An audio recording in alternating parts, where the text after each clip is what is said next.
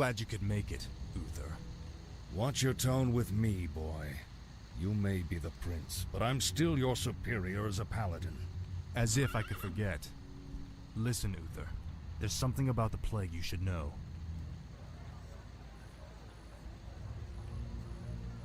Oh no. We're too late. These people have all been infected. They may look fine now, but it's just a matter of time before they turn into the undead. What?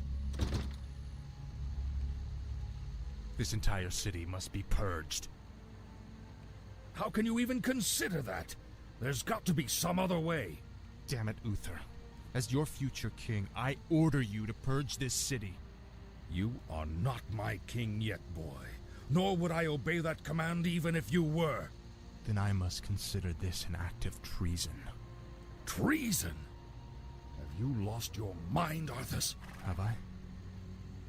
Lord Uther, by my right of succession and the sovereignty of my crown, I hereby relieve you of your command and suspend your paladins from service. Arthas, you can't just... It's done! Those of you who have the will to save this land, follow me. The rest of you, get out of my sight. You've just crossed a terrible threshold, Arthas. Jaina? I'm sorry, Arthas. I can't watch you do this.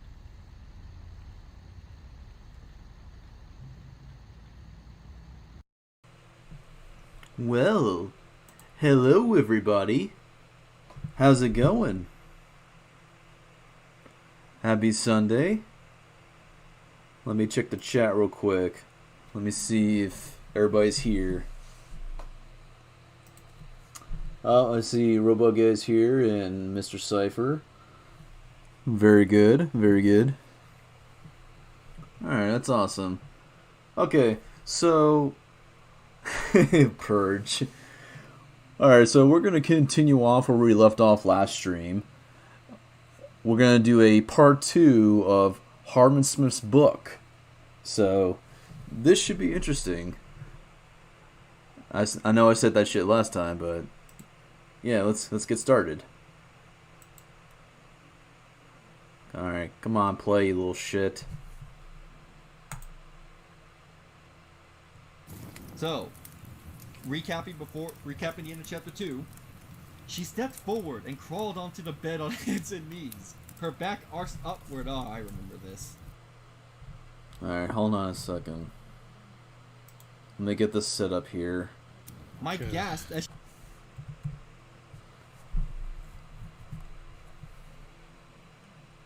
Sorry, folks, got some technical difficulties here. recapping the end of chapter 2, she stepped forward and crawled onto the bed on hands and knees. Alright, here we Her go. back arched upward. There we go. Okay. Mike gasped Should as be she good, leaned in though. close to his face, her gorgeous black eyes shining with an unusual light. Or about me, Amara said quietly. They stared at each other for several seconds. I could hear Sketch just leave the mic. Yeah, that's right, fellas. Get your hot sauce ready. Hello, I that forgot we PlayStation were in the gamer. middle of this. Hello, Retro. Hello, Lucas. How are you all doing? Get that hot I sauce forgot this ready. is where That's we left right. off, like, Oh, the it's fucking bad. It's real bad. Pseudo smack scene. They stared at each other for several seconds. Mike could feel his heart racing. That is my story, Amara said. Very much abridged, I assure you, but it cannot be helped. Mike gave a start as she pushed herself off the bed and floated above him to the ceiling. See, me at the He gaped up at grave. her as she stared Got a down at him quest from above. here. I'm sure you're wondering why I brought you back here, Amara said. And why I have not drained every last ounce of blood from that body of yours. And why exactly I am telling you this. Mike stared up at her, trying to convince himself this was really happening, that it wasn't all a dream. The truth is, Amaris hesitated. After you saved me from that shark, I began to like you. She floated downward towards him, and Mike felt her weight press down on top of him, gently. I would really like to be your girlfriend, Mike. God, it's so hard to read that with a straight face. Oh my god. It's so the poorly hell? written. She said, Can y'all slowly, hear apprehensively, the If You would have me. audiobook Mike found or himself whatever. reaching forward, and his fingers wrapped around Y'all can hear that, hers. right? Amaris Yu smiled. Let me know in the brilliantly chat. at him before lowering her head down to his neck. Chapter 3. Dude, like, I think the funniest thing is that, so I was actually contacted by someone in the chat, Mr. Retro, about like some of the stuff that's been going on, as well as like getting responses from Harman about his book. All right, cool. And apparently, according to him, it's supposed to be creepy. But here's the thing. As we all know, there's two types of creepy in media. There's the creepiness where the camera or the show or book or what have you showcases it in a light that it is creepy, where it's not, condoning it or glamorizing it. And then there's what's happening in this book. Yeah. Where I this know is glamorizing. this is clearly pervy creepy in the sense that this is a fantasy of the author. Like, you can feel the author's actual intent pouring through the page, and that's not something I want to feel. But here we are. Alright, chapter 3. Everything's new from here on out, folks. It's time for pain. Everyone at school was abuzz with one simply line of We're not keeping one line in. Come on, man. Everyone at school was abuzz with one simply line of conversation. The unexpected new couple of Amaris and Mike. Mike, May, asked the instant they were alone together. How did it happen? Yeah, May. This book ain't over yet? Nope. It's Why part did you do 2. it? Taylor asked crossly when they were along working together in class later that day. Have you done it yet? A random goth kid Mike had never spoken to his life asked. Mike didn't respond. He simply looked away. Who? Alright. Only for his hand to be taken by Amaris. Every day, she said. Oh no. Leaning into his shoulder, each time more wonderful than the last. The two walked away hand in hand as the boy gaped at them. Mike was already beginning to feel that he wouldn't have to tell lies to his friends about how much and how often he was sleeping with Amaris. She went ahead and did it for him, with no sense of shame. How many or parts are embarrassment. there? Why are you doing that? So Mike far asked there's her. only 2 After she had just parts. gotten done telling I have to her wait sister for looking this away, guy to but read Mike the had 3rd completely part. warned her out the night before. God. Oh, completely disgusted is right. Yeah, I was gonna say, wow, that's the most accurate thing I think I've seen. I think he like gave up after this one. I've seen your I'll have to American message him on movies, Amara YouTube Smith. I won't see if have he'll, anyone like, read bully the my 3rd boyfriend part. for not having enough sex with his girlfriend. She spoke as if that settled the matter. But we haven't actually had sex, oh thank God. They don't need to know that, she hissed. Unless, of Amaris, course, who was somebody gaining wants her life, to was not the buy cold, distant Harman's person book she loved to and present herself finish as. the In book. fact, she came off as being for everybody. downright eccentric. Although she spoke elegantly and acted hostile to everyone, her stated reasoning for doing certain things seemed downright strange to him. Most obviously, their facade of a relationship. I'll be your girlfriend in exchange for your blood, Amaris had told him. Agreed? She had apparently loved the way he tasted and wanted to keep him around, but due to her enemies and her unwillingness to attract the attention Oh yeah, by the attention way, United this is States another government. Dude. 2-hour. Dude! This is gonna be like a 2-hour stream That was rough. of this shit. Even So my fucking scripts have less sit quality in than and hers. relax, get shit faced, do what you gotta do She had to like decided keep that the best way to sane. entice him to stick around without for this pressuring shit. him away was to be as upfront about her situation as possible and to go out with him. Imagine giving Harman money. Not really, but Like, you know. Okay, I don't know Chris. why anybody would Hello, give this the guy Dark money. Show. How are you doing? Welcome to the stream. I wish there was a way we can Well, pirate it was this certainly shit, working, Mike but thought. unfortunately His head there's was like feeling no other far clearer way. than it had while she had him do her bidding under hypnosis, and he would be If I can get this guy to pirate this book, managed to like impress him. pirate it for One day, everybody, he so woke up in her that'd be apartment to great. Find her poring over the school things he had left there the night before. His history essay, his current events project, and his math homework lay nearly in a pile, completely finished. She had even gone ahead and made him some flashcards for his French vocabulary. Vocabulary, God. It was no trouble, she told him, ignoring his amazement. I do not need to sleep. I do not have anything better to do.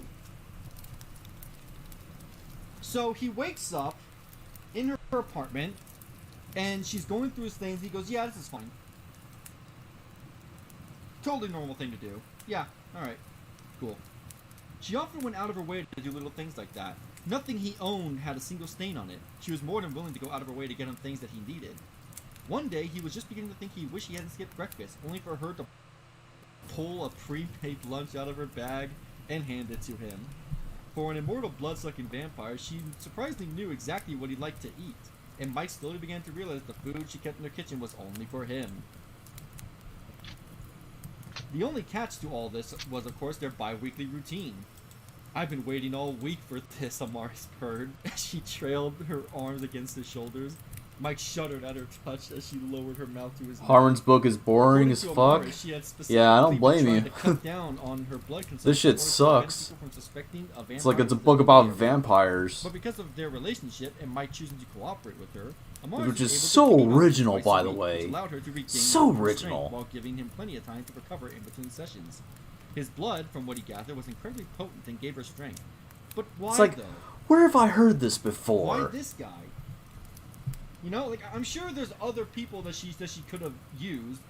Not to mention, if the simple fact was that she wanted to... Sounds like Harman is leave dreaming of having a without mommy attracting attention, she GF. just kidnapped, like, Oh dare I boy. say it, a homeless person or someone... Yeah, I can someone imagine people him, would know was you know, missing doing that shit. and just use them, right?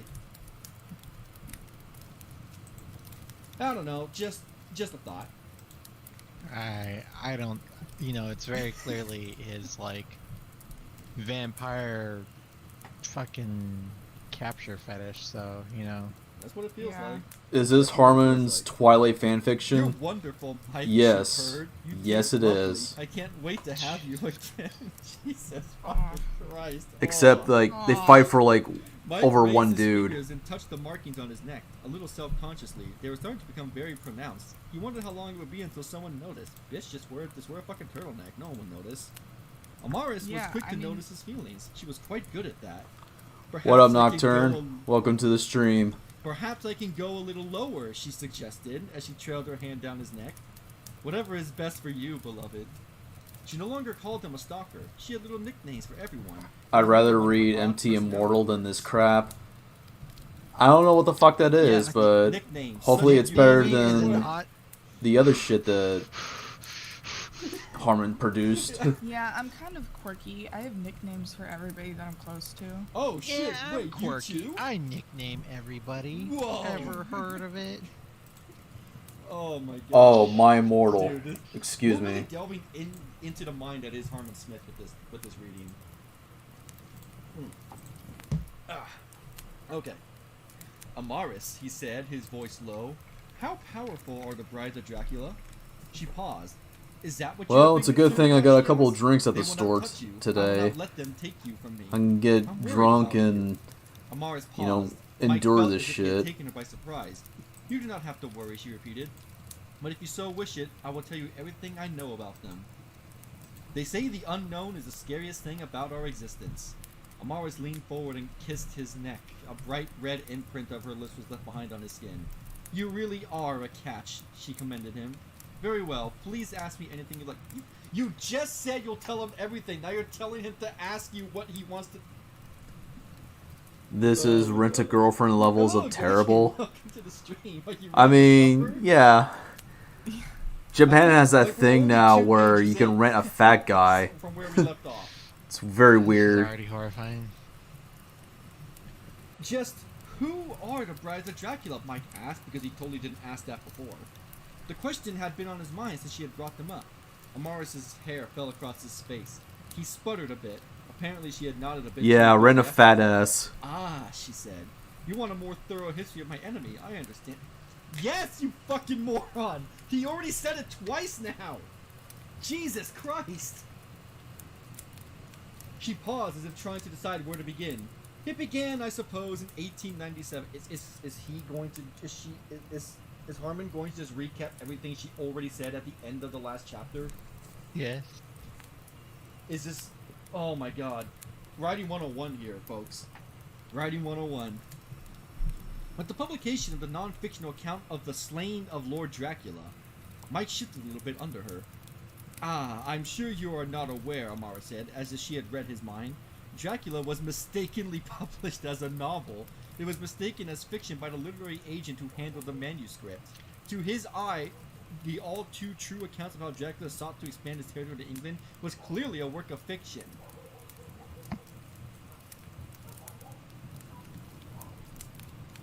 So the person who was chronicling Dracula's history wrote it like Dracula is written, you know, like a book. Man, I wonder how this guy who published it thought it was a novel. How could he do this? How could he think such a thing? Maybe he'll do a drinking game with The this. agent believed No alcohol. the materials compiled to try Yeah, to don't justify drink. who Dracula Drinking is was fucking and how he gay. behaved was simply a stylistic Don't do choice what of I'm author, doing. and not a genuine attempt at documenting an event that actually happened. She paused. It is worth noting that because it was published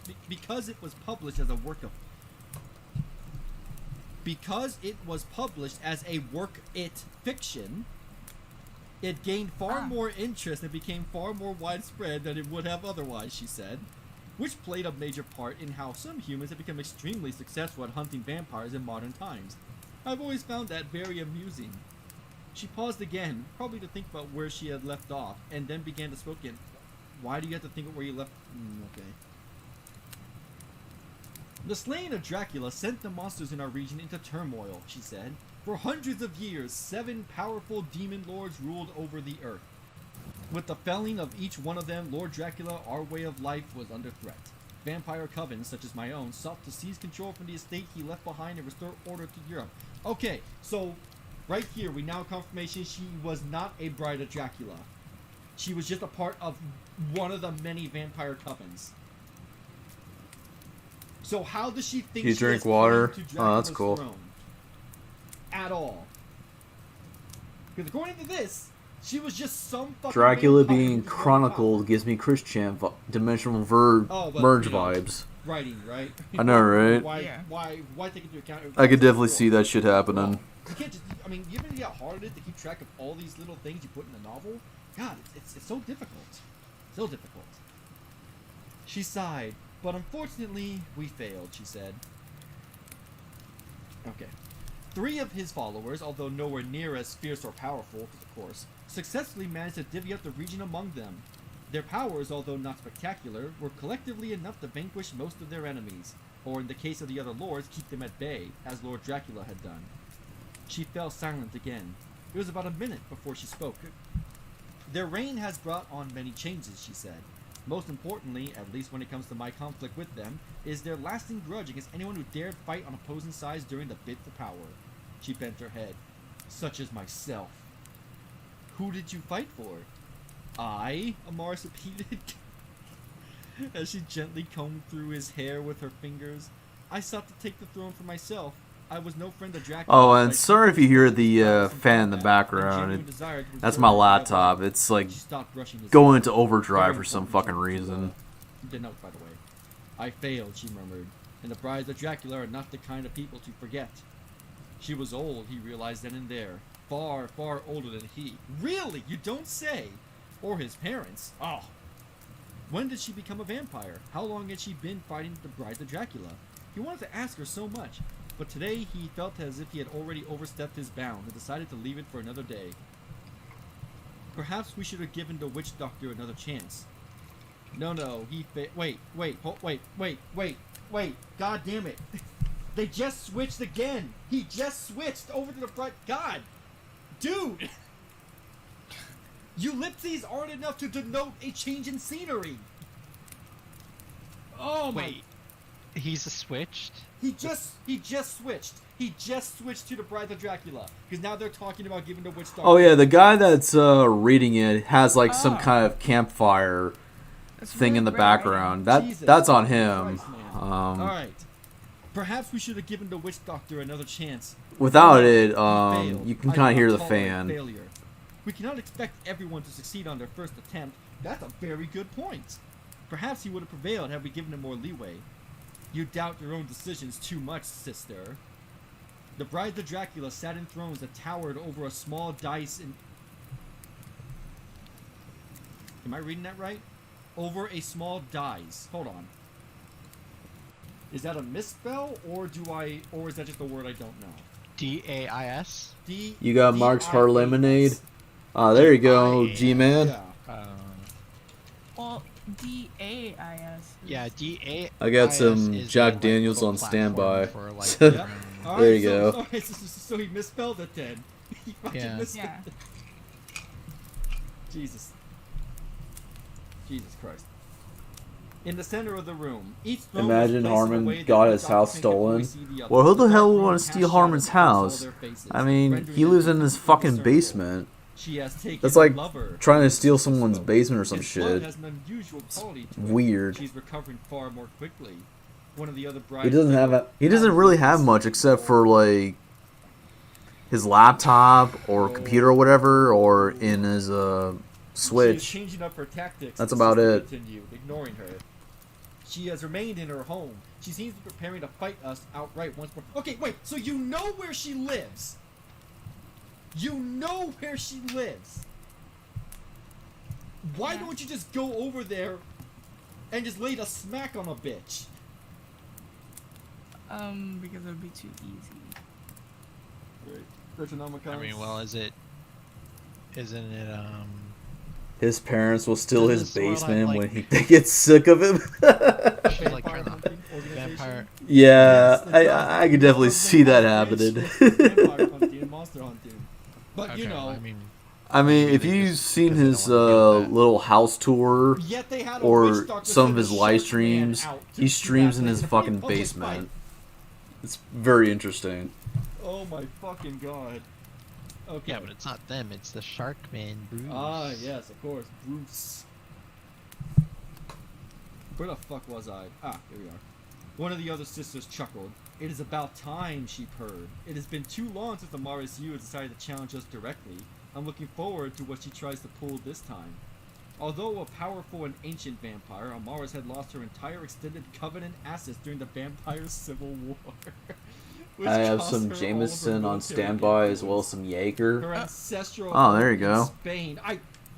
No, Harman. You There don't you get go, to use Conundrum. my ancestors' home as your fucking bullshit. Fucking A, Fuck man. off. Fuck you.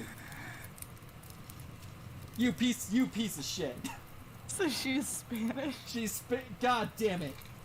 No. I thought she was supposed to be Japanese or something. Yeah, because she has pale white skin, black eyes, and long black hair. That sounds like He's in his Asian. parents' basement. He Didn't must she be visit he must be Japan? rolling in his And her last name poon. is Yu. Yeah, Oh I'm my sure he's getting some God. Asian poon, all right. Okay, wait, hold on. Getting some Asian Before we go hookahs. too far, it says her ancestral home. So maybe she just lives there. No, but it says I mean, that's ancestral not what- home. Yeah, that's not what hold on. ancestral home usually No, I denotes. think he kind of switched up his fetishes here. He's Oh, like, no. ooh, Spanish women. Yeah. Vinny has something to say. Oh. What does Vinny think of Amara's you? I don't think he really likes it. He always gets really talkative when we do these streams. He has a lot to say about it. Understandable. Painful. Okay. Her ancestral home in Spain had sat abandoned for almost 100 years as she traveled the world, trying her hardest to regain her political clout. Although she had left thousands of bodies in her wake, she had come no closer to...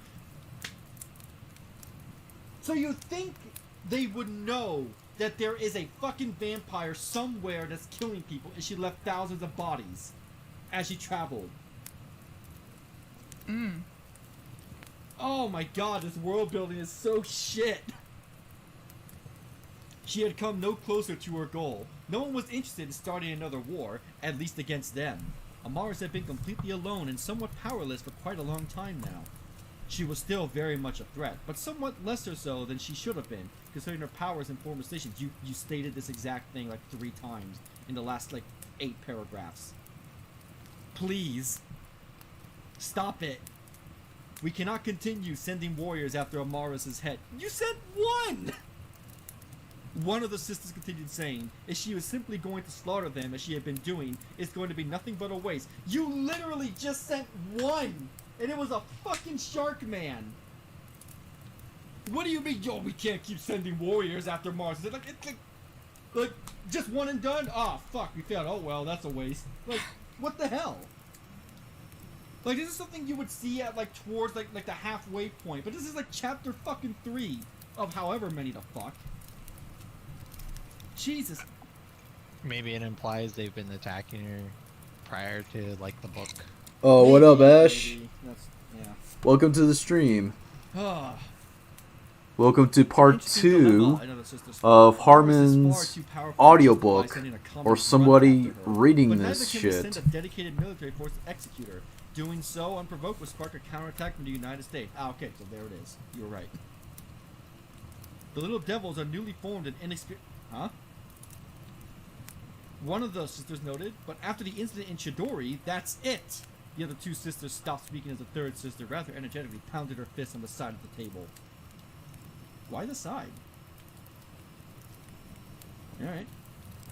Mike turned around in the Chapter 3, how long is that fucking book? Wait, hold on. Did I accidentally skip I a have page? no idea. That's it. I The never other read the sister book stopped speaking before. as the third sister rather than I'm the assuming third it's like table. Oh, 15 now we're chapters or some shit like that. Wait, what? We're back? Dude, I'm getting whiplash so much this fucking chapter. Holy shit. Dude, not even ellipses at this point either. Jesus goddamn Christ, man. Mike turned around in the hallway as his friend Taylor raced up to him. She was breathing hard. She must have been looking for him everywhere. Hey, what's up? Mike asked conversationally. I was just on my way to Morris's place. Taylor straightened up and stretched. Yeah, we need to talk about that, she said. She sounded unusually serious. Mike narrowed his eyes. He shifted his I mean, back that's on his my shoulder guess and turned around anyway. and faced her I properly. have no clue. About Morris? Yeah, Taylor said. I haven't really Look, bought the book. Mike, she paused, as if a little unsure. Nor am I what to say. stupid enough to buy that Mike, book. Everyone has been talking. We really think we need to step in. Step in, Mike repeated, bemused as Taylor gave a nod. Yeah, she said. She rubbed her neck, a little reluctantly.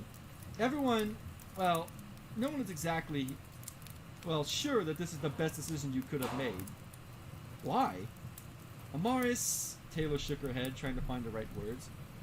Something is wrong with her, she said finally. I know you like her, I know that, but something is wrong with her. Really?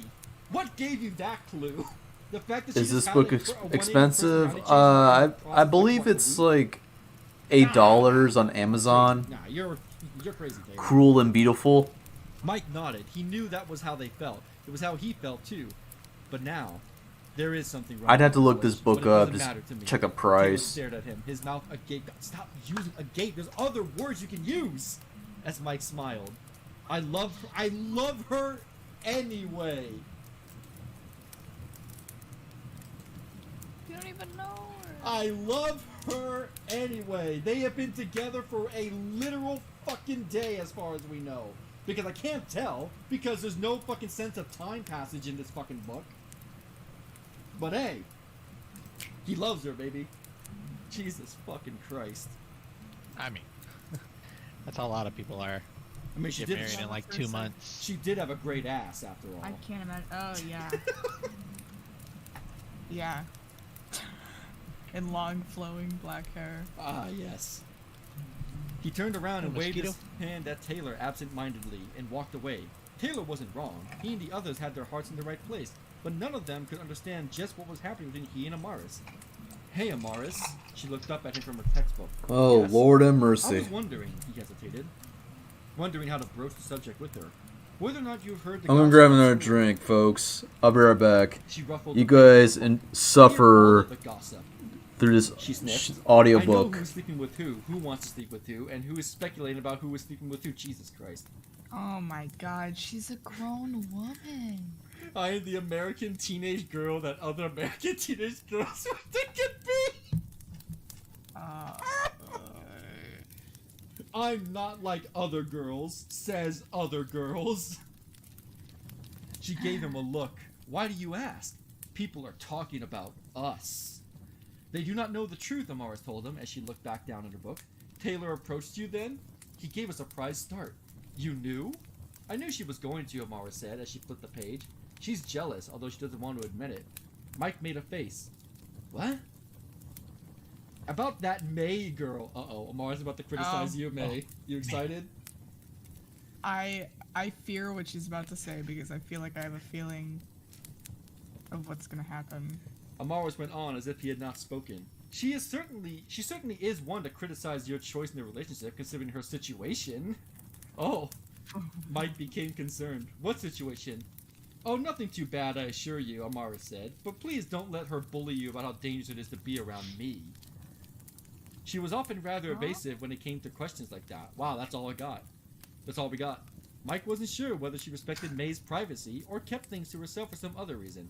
Amaris was not joking when she described herself as being an all-knowing teenage girl. No, Mike. She said American teenage girl. American, not all-knowing. Although apparently she is, but... Mike would never have suspected that about her, but she paid close attention to everyone around her. That girl, Taylor, Amaris murmured. She's going to cause some problems, I feel. She tilted her head to the side. Perhaps I should not have been so openly passionate as a girlfriend. You think? That wasn't me, by the way. That's written right here in the book. Says you think? Yeah, it says you think? Oh my god. Mike, I feel the need to remind you, Amaris turned to look at him. I cannot have anyone knowing what I truly am. That could very easily spin into disaster. I need you to be extremely cautious when dealing with this issue. I do not think it is in our best interest to have people like her be curious about our affairs. It's not me they're interested in, Amaris, Mike reminded her. Maybe you should try and be more normal? Then people wouldn't think twice about us dating? You know, Alright, her I'm back. just being a bitch to everyone in high school, like, why else would they suspect her? Like, really, like, I've known, like, girls who had this type of, like, oh, I'm better than everyone, or distant shit. Like, they were a dime a dozen in my high school. So it's like, this isn't out of the ordinary. Like, why are people, like honing in on her? Oh, right, because main character and plot. Yeah. And plot, right, of course. Of course, plot contrivance. Amaris said, twitching her pen back and forth in her fingers. Although that is good advice, I'm not sure I can do normal. Bitch, you have been on this earth for over 600 years. You can totally do it. Or 200. Shit, my bad. I wouldn't want to misrepresent the book, of course. Like, you'd think after 200 years of living amongst human society, you would learn how to act like them. You know? I don't know. Maybe I'm asking too much. Let's be honest here. Well, you're asking a lot from a guy who forgot his own character's name, like, 2 pages into the book. That's true. She certainly tried, although Mike could tell right away that she was right. Although she took all the suggestions to heart, nothing seemed to stick. She tried different kinds of outfits, tried befriending Mike's friends, in all caps, without preying on them. He was sure to remind her. She ceased bragging on how awesome he was in bed. But somehow, no one seemed to get the idea that she was changing for the better. In fact, people were even more put off by them. Mike didn't really understand. This is a soy boy's wet dream. But eventually, he decided Yeah, that it was just I going could to see take that. time. People must have been amazed by the idea of he and Amaris being in a serious relationship, and weren't quite ready to accept such a drastic change. That was fine, he thought to himself. He would hang out with Amaris, watch old Helen Uria Troy movies with her. Oh, and good job, wait for their Cypher. relationship to become old news. She's really cute, Amaris noted, as a young Helen Uria Troy fumbled around with her dress on the screen. I want her. Huh? Okay, I'm gonna do a quick Google search. I'm not familiar with that name. Y'all give me a second. Helen Uria Troy. 'Cause I feel like that's a real fucking name. Helen the Beautiful of Troy. Exquisite.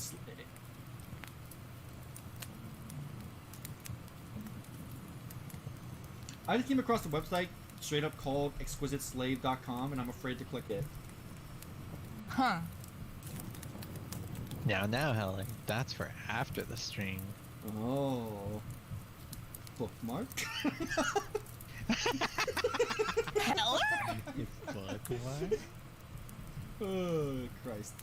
I can't find any information other than fucking Helen of Troy, a 2003 movie, and characters from Fist of the North Star series, which is just Uria. So, you know. Alright. Mike laughed, not completely sure whether or not she was kidding. Yeah, I had a huge crush on her when I was younger, he confided. Amara stiffened a bit and Mike pulled back.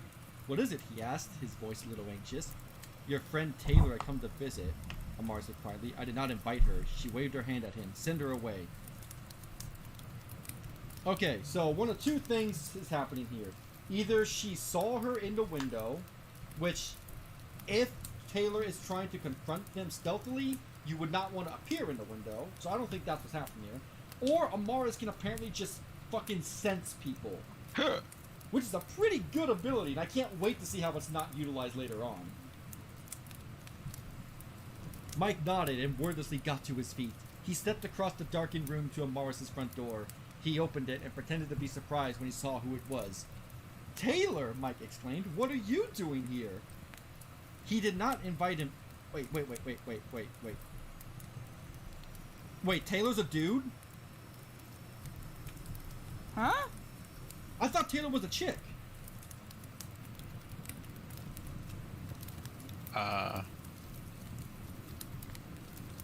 Did we ever have him, like, was there ever a situation where Mike or Mars or whoever fucking, like, referred to Taylor as a pronoun? Or did I just naturally assume that Taylor, girl's name, would be a girl? Alright, I'm sorry, I'm gonna have to recontextualize this whole fucking shit. Oh my god. Okay, here we go. He did not invite him in. It wasn't his house, but he stepped out to meet...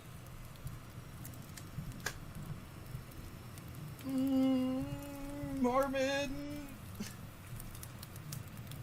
Alright, I'm gonna read this slowly. And can you tell me if something's wrong here? He did not invite him in. It wasn't his house, but he stepped out to meet her regardless. Oh. Harman. Baby doll. Please. You need to Oh, look Lord over have your mercy. work. You're selling this to people for Fuck me, I am $8.99. not drunk enough for this shit. Please. Fact check your fucking... Oh my god. Okay, so we were right. How did you know I was here? Mike asked cheerfully. Because you're always here, Mike, Taylor said, her voice surprisingly cool. Always. Okay, but how do you know where Amaris lives? Then again, how did Mike know when he started stalking her? So, you know, whatever. Mike gave her a surprised look as he elaborated. You come here straight after school every day, Taylor said, her voice icy, to be with her. Well, yeah, Mike said, we're dating. His voice was light and carefree, but Mike could feel this was going to escalate into a confrontation. Taylor took a step forward. Is that true? She asked him sharply. It sure doesn't seem to be that way to me. Wait, how? You have two people who have professed their relationship in public at school and are hanging out together as couples do. And you're like, it doesn't seem that way to me that's your relation. What? What the hell? Hello, BT. Welcome to the stream. We're suffering. Help. Mike frowned at him. Come on, he said. What else could we possibly do? Dude, what the... Is he doing this on purpose? Oh my god.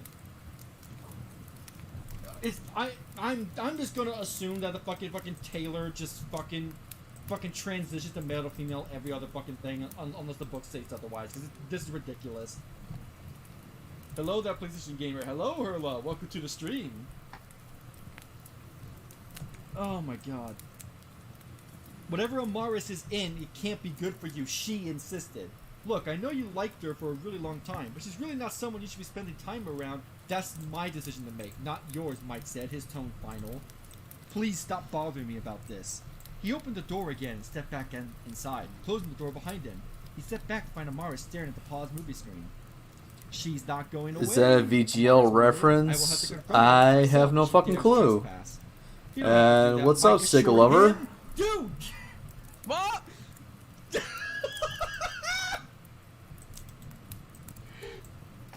This is the worst one yet. This is the worst. Dude, okay. The typos are getting worse. The misspellings are getting worse. Do you think we're going to reach the end of this book and it's going to be incoherent drivel? Like, this is insane. How is it still this fucked? I don't understand.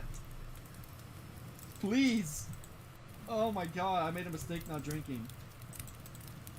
Yeah, again? Well, hey. I got some Dr. Pepper, that's enough, I think. Right? Oh. I guess not. I'm sure she'll calm down eventually. Mike pursed... Oh, God, I'm becoming retarded by proxy. Amaris pursed her lips, giving him a skeptical look before pressing play.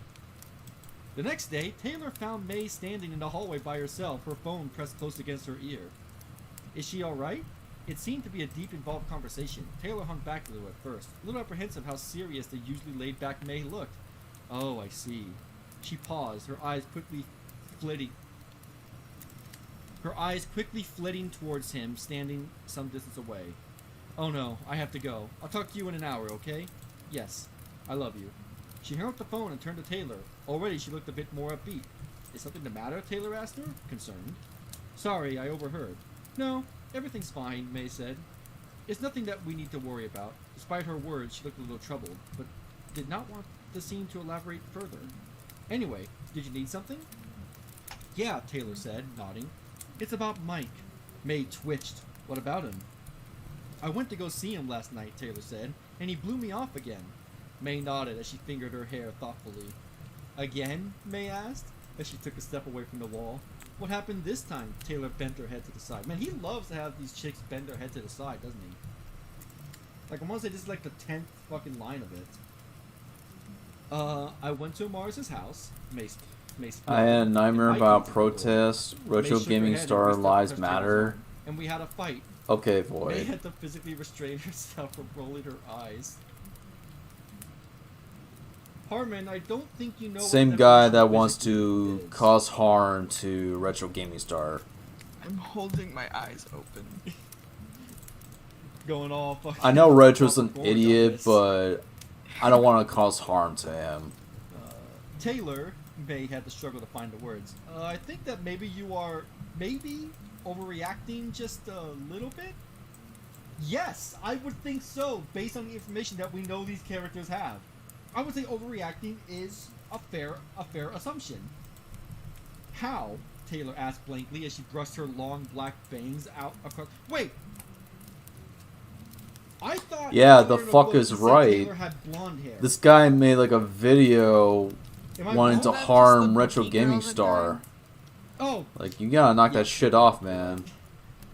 but For real. Another black-haired girl. How intriguing. I wonder if this means... Oh, who am I kidding? This is gonna mean exactly what I think it means. I think Mike is... Well, I don't think he's making a good decision, but I don't think bugging him about it is going to help. Especially if you show up at his girlfriend's house about it. Taylor's face fell a little. So we should just let it happen, Taylor asked, sounding downcast. May shook her head. No. Well, sort of, she said. We need to be there for Mike if he needs us. What color Maybe skin he does won't, Retro she have? said. Maybe I'm Why not does that a nice matter? person after all. Taylor glowered at her. May laughed sheepishly. Not that I think that or anything. Damn. Fucking. Think Damn, like- fucking whipped? Yeah, think Real like me me wouldn't or take be this shit. destroyed. Yeah, May, May, you're such a cuck in this book. What the hell? Yeah, seriously, I don't know. When they parted ways a couple minutes later, Taylor was still thinking about Mike and whether or not May had a point. It wasn't any of her Alright, business. I'm just She gonna knew ignore Mike him. spent his time around. But still, she found herself annoyed at him for not listening to her. Did he not realize just what Amaris was like? Bitch, you don't know what she's like! Oh my god. Like, this is the most Yeah, just contrived ignore him. He's fucking just doing high that school roleplay drama shit. bullshit I think I've ever Hold read. on. Like, as far as we know, all you know about Amaris is nothing because she never talked about herself before, and now suddenly she's in a relationship with your friend. That's literally it. You don't know what she is at all. Other than Goodbye. but you're already assuming that, oh, she's bad for him. I mean, she is, but she doesn't know that as the character. Oh my god, dude. She had dinner by herself in her room. Her dad was screaming at someone on the phone downstairs. Well, that's accurate, isn't it, May? She tried to ignore the Yeah. shouts as she tried to make the most out of her microwave meal. What was Mike doing right now? Surely he was with Amaris. He was always with Amaris these days. Yeah, boyfriend and girlfriend hang out with each other. Fucking shocking, I know. Lightning flashed outside her window. She cast a look at it, taking in the bright flash of light before falling off of her bed at the sight of a tall figure standing outside her window. Oh no! I can't take this anymore. Sus, oh my god, sus. Hurla, that's enough. She clambered back up onto the bed and stared back out into the rain. It was not just her imagination. A tall, shadowy figure was standing just outside. Taylor froze at the thing. I know Retro's an idiot, but I don't want to cause physical harm It stood in towards him. place, staring at her. That's fucking It was a woman, retarded. Taylor noticed as she slowly crept forward. It couldn't be one of Dad's exes, could it? She certainly seemed to want to speak with her about something. With trembling hands, Taylor approached the window and slowly unlatched it, sliding it upward. Lightning flashed again as she looked up and stared at the woman. "Who are you?" Taylor asked as cold rain pattered down on her face and hair. Even at this distance, she could not quite make out the woman's face. Instead of answering, the woman raised her hand towards her. Taylor flinched. The cold hand stroked her face. "Such a pretty girl," the woman commented. "You should have never come second to Amaris, you." Uh-oh. Taylor gave a small fidget. "Amaris?" she repeated, her voice high-pitched. "What are you—" "Hush," the woman told her, as she gave her cheek one last pat. "I have come to help you, child. I come bearing a gift." In her other hand, she held out a beautiful white amulet. Taylor's eyes widened as she lowered the thing into her hands. Taylor grasped it tightly, admiring its pure white shine. It rather resembled the full moon. "Thank you," Taylor breathed. "It is beautiful." She looked up to meet the woman's stare again. Her eyes were a haunting bright blue. "But why, that is no ordinary trinket," the woman told her. "It is a mark of the wolves. Hundreds of years ago, the English used these to fight invading vampires." Taylor paused. "Vampires? Your friend Mike has fallen into a grave situation indeed, although he does not realize it," the woman told her. "Amaris Yu is a vampire who has taken Mike under her spell." She pointed a long finger at Taylor. "Only someone who truly loves Mike can possibly hope to break him free." I knew it! I knew this is where they were going with it. God damn it. You are so fucking predictable, you hack. Oh my god. Taylor's fingers clutched the amulet. "What are you saying?" she whispered. "Every night from here on out, you will be granted the power to take on a form that can match Amaris," she said. "And by day, you must do all you can to rip your beloved from her clutches." But the sharp blue eyes of the woman flashed, and Taylor stiffened. She raised her hands and shut the window and turned around to her bed. The mark of the wolves clutched tightly in her hand. The woman who had been standing at the window had already vanished. Jesus Christ. So she's gonna become a fucking werewolf? Is that what we're going with here?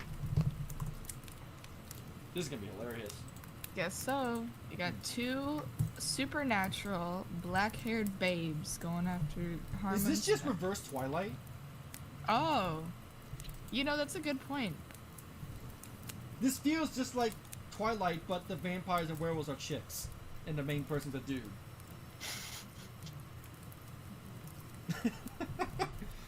Oh, by the way, we're changing scenes again, so should probably say that before we continue. What the fuck? Even in his dream, she did not leave his side. Amaris blinked at him several times and spoke in a low, sultry tone. "Something is very wrong," she told him. "Come find me." His eyes fluttered open as he sat up in his bed. There was no doubt in his mind what he had seen was real, and Amaris was quick to confirm his suspicions. "I can reach out to you in your dreams," she told him.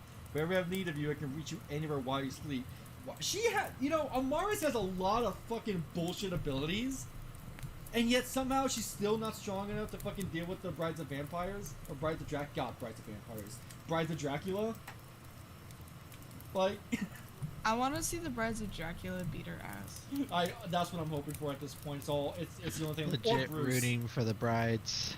Yeah, I've been watching Castlevania for the first time, and I'm thinking, you know what? Dracula not a bad guy. Castlevania might be cool too. Castlevania is so fucking good. I know, it's late to the party. I'm really enjoying it though. Hell yeah. She folded her hands in front of her on the table, her head bent forward. A bride of Dracula came to this place. "What?" Mike asked, shocked. "Why?" The fuck you mean, why?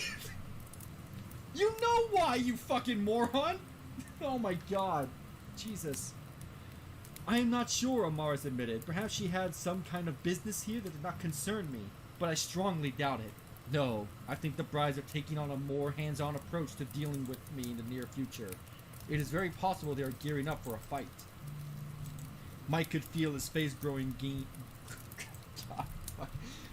Mike could feel his face growing green. He did not want to imagine what Amaris would have to do to defend herself against her enemies. If that happens, I want you to be prepared, Mike, Amaris said, for anything they might try. Her eyes flashed at him. Believe me, they will try anything to get what they want. Mike nodded, worry already welling up inside him. The thought of something as horrifying as the bride of Dracula had come to their town was rather unsettling. He spent the entire school day fretting over the news, to the point where teachers were calling him out on not paying attention. Oh yeah, high school, right. I forgot. That's a thing. Yeah, here. totally.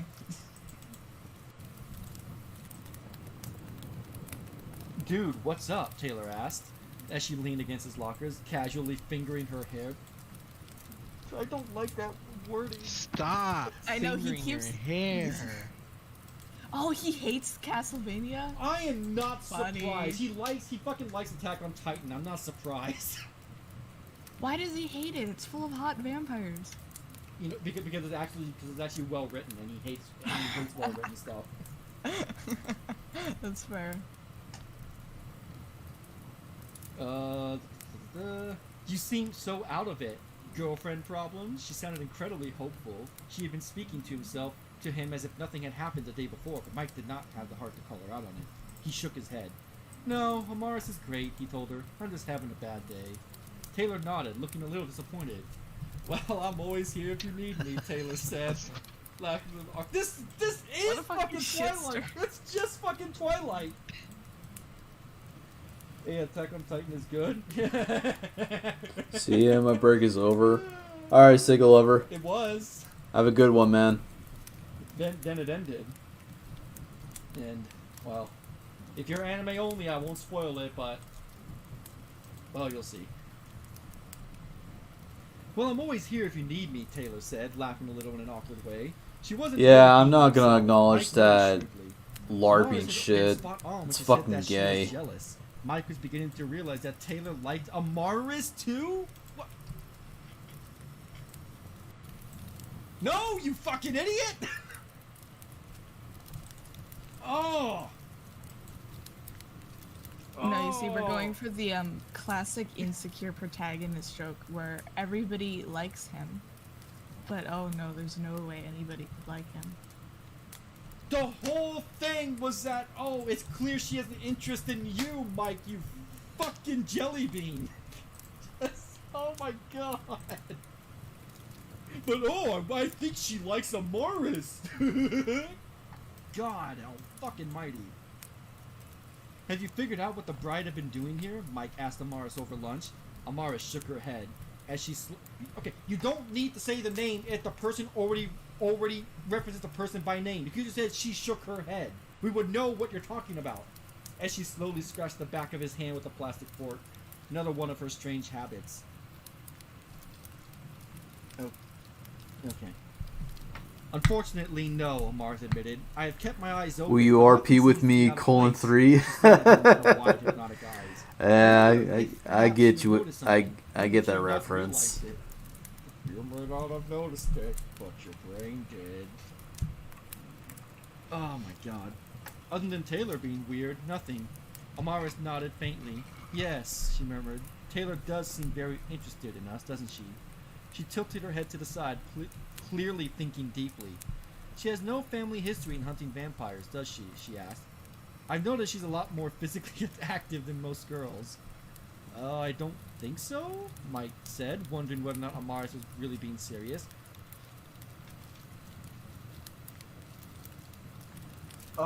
Do vampire hunters exist then?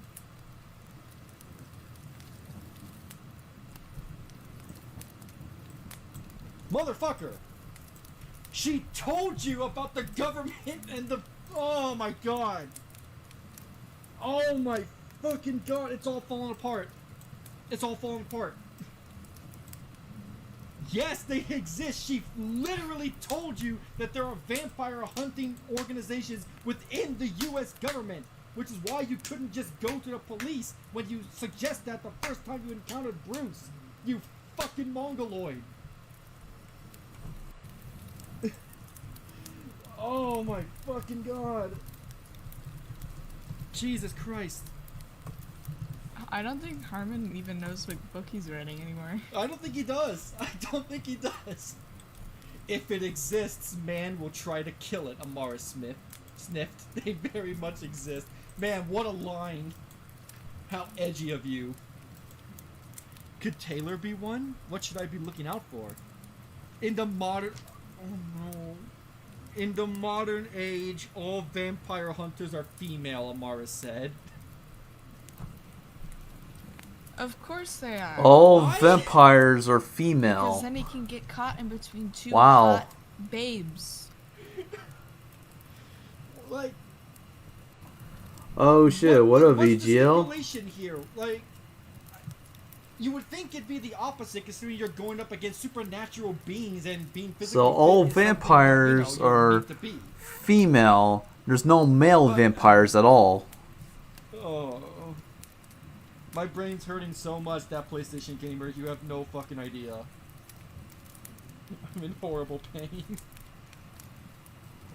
This is meant to be make preying on them more difficult for the Bride of Dracula. Although it hasn't helped them a whole lot, in my opinion. What else? Amaris murmured. Just ignore Void Knight. He's a fucking retard. That doesn't sound like He wants to Taylor at all, like cause actually. harm She to was a Retro. excuse me. I've seen She those was a videos you tomboy. fucking do, Void Knight. You want to like cause harm towards him.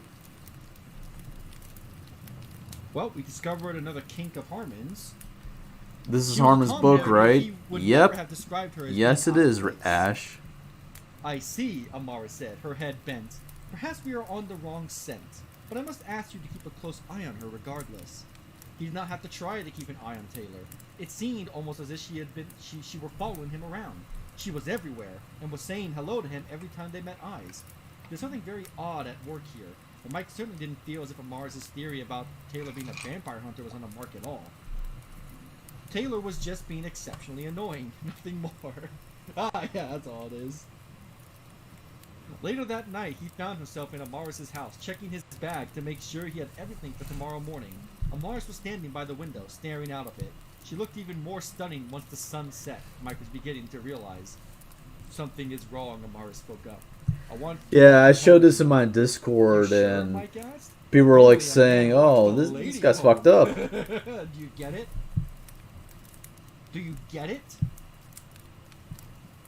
It's a play on the normal stereotypes. Do you get it? Why aren't you laughing? He was trying to be flippant. Your human customs do not matter to me. Your safety comes first, Amaris told him in a no-nonsense kind of way. Mike fell silent. Amaris, he felt, became noticeably more intimidating and aggressive once the sun set. Let us go. She donned her fancy black hat and cloak and led him out into the night. Mike could not tear his eyes away from her. She seemed almost magnetic in the moonlight. As I thought, Amaris breathed. We have a stalker. She reached a gloved hand forward and took Mike's hand. You and she have a lot in common after all. She? Something big darted across the street behind them. Mike whirled to look at it, his eyes wide. Amaris did not turn around. She merely bent her head. I see now, she breathed. Why are we here? Just a sucker. Every night, I can feel my legs, my arms, even my fingertips. The comrades I've lost. The body I've lost. Oh. That is the game they are playing. She let go of Mike and turned around in the street as she popped her cloak open. Oh, go home, she said quietly. It is me she wants. Mike stared at her, worried. But go! Mike turned and ran down the street. Amara stood in the dark, empty street. Her glowing eyes narrowed at the darkness. Show yourself, Taylor. Oh, she just knows it's Taylor, by the way. She Oh, breathes. what's up, Welch? She breathes. Long time no She see. breathed. She breathed. She breathed. You think she breathed? I don't know. Did she breathe? I think she breathed. I think she breathed.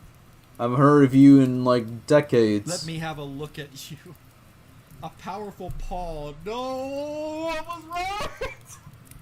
I see you're coming back on Powerful paw YouTube. stepped out onto the street. good to have you Mars back. stared as a large wolf-like creature sauntered into view, standing about twice as tall as she. It stood on its hind legs and bared its sharp fangs in an intense grimace. There are many kinds of werewolves, Amaris noted, completely unafraid. They are mostly known for appearing during the full moon, but sometimes humans can force the transformation through artificial means, such as holding the mark of the wolves. The mark of the wolves. It's the mark of the wolves. The thing growled at her as it got down on all fours and stared at her hungrily. You know it's Taylor, you pronounce this Taylor, you don't have to call her an it. God damn it. Fucking Christ. On its neck, Amaris could clearly make out the accursed object in question. Are the brides of Dracula truly so naive that they thought that toy could even slow me down? Amaris asked it, her voice cold. And you, Taylor, are you truly so desperate for Mike's attention that you would die for it? The beast lunged for her furiously, slobber running down its mouth. Amaris moved just as quickly, raising her hand to try and rip the mark of the wolves from her neck. You could just say the amulet, because that's what it is. It's an amulet. Like, good, you know? She slapped her away with her four paws, and Amaris was pushed backward further down the street. Unharmed, Amaris... Sorry, just quick side note. Does Amaris just live in an abandoned neighborhood? Like, she lives in a house, so I can only assume it's like the suburbs or something. Thank you. That LARPing shit was getting annoying. But at the very least, something like or is it like the or is it like the Courage the Cowardly Dog house, where it's just a house Yep, in the middle thank of you. the desert? That LARPing shit was fucking annoying. Oh my god. Unharmed, Amara stared at it coldly. I could turn you back into your ordinary self and leave your cold and naked body for the homeless. Jesus Christ. That's fucking dark, man. Come on. I don't get these RP accounts. She said, Yeah, "Or I could neither kill did you I. right here. It is your choice, Taylor. Taylor crept closely, growling wildly. Wait. Taylor crept closer, growling wildly. Amara stood tall, staring at it, completely unintimidated. Taylor stopped in place, staring at her. And just like that, she turned and raced away, down the street and out of sight. Yeah, get the faggot shit out of here. Man, Harman, you are just a master at weaving fight scenes through text. I am impressed. What an epic showdown. Ah. Amara sighed as she turned around and wrapped a cloak around her, trying to make herself seem more presentable. Taylor was not scared of her. She was simply not quite used to her newfound powers just yet. She would be back. Chapter 4. We did it, boys. That's chapter 3 done. Got through much faster than I was expecting, honestly. Jesus Christ. Yeah. How's everyone doing in the chat Chapters so far? felt way longer than they should have been. Holy shit! Yeah, How, I'm actually gonna how many do- chapters I'm are actually they gonna keep in? reading. I just- Chapter 3 or We're 4? gonna take a quick break to see I how the forgot. chat is doing, catch up on maybe some questions people may have asked. I think they're in chapter 4. I forgot. How you doing, chat? How is this evening finding you? You enjoying the book? I need you to stop. No, Hurla. I spent $8.99 for it. I'm gonna get some fucking content out of it. Where Bruce at? I think Bruce is dead. They killed him, didn't Yeah, they? yeah. She right? killed him. Didn't they? Yeah. That's what I thought. Pretty sure she killed him. in the Ah, first fuck. I guess my guildie That's what I needs some thought, help. According to the website, Kojima had a mental breakdown over the Mario movie. What? King Shark Jr. Any cameos yet? We're gonna read Sonichu. Not that I know of, At this no. point, yeah, I think so. Yeah. Oh my god, what the Bruce, fuck, Rip what the Bruce. fuck, what the fuck. We lost a real. Yeah, that's my reaction to this fucking, Did we get to the ball busting? Oh, that's. this book You know, shit. before I started reading this, I would say I doubt he would put that in the book, but now, well, the chances aren't zero, and that should be terrifying. All right, let us start chapter 4. Vampires versus werewolves, Mike asked disbelievingly. Are you kidding me? You better be Team Vampire, Amaris told him as she buttered his toast for him. For your sake. No, he's totally gonna be pro werewolf, even though he's banging you. Alright. Oh, God. The two were standing in Amaris' kitchen, discussing the night before. Mike lay his head on the table.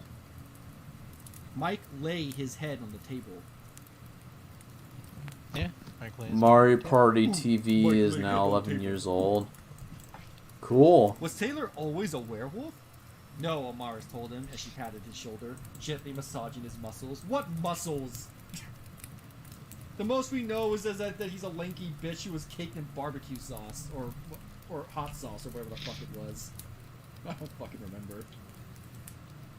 She has come into possession of an amulet that gives her that shape. It is very dangerous, even in the hands of a strong, capable mind. I suspect your friend is going to do something stupid with it. Such as coming after you? Amaris' lips twitched. Precisely. What's up, Andrew? Wait a minute. Okay. Oh, don't worry about that, Amaris said, as she across the table to reach for his bag. It's getting worse, man. It's getting worse. But I don't think I'll be coming to school today. I doubt it is a good idea for me to be so close to her while she has such powers. Why? You fucking just stood your ground against her the night before she ran like a bitch. Okay. She smiled at him. I'm counting on you to keep an eye on her for me, she said. We need to get that thing away from her, for our sake, and for hers. Oh, like you give a shit. Mike nodded, his throat a little dry. He felt a little anxious.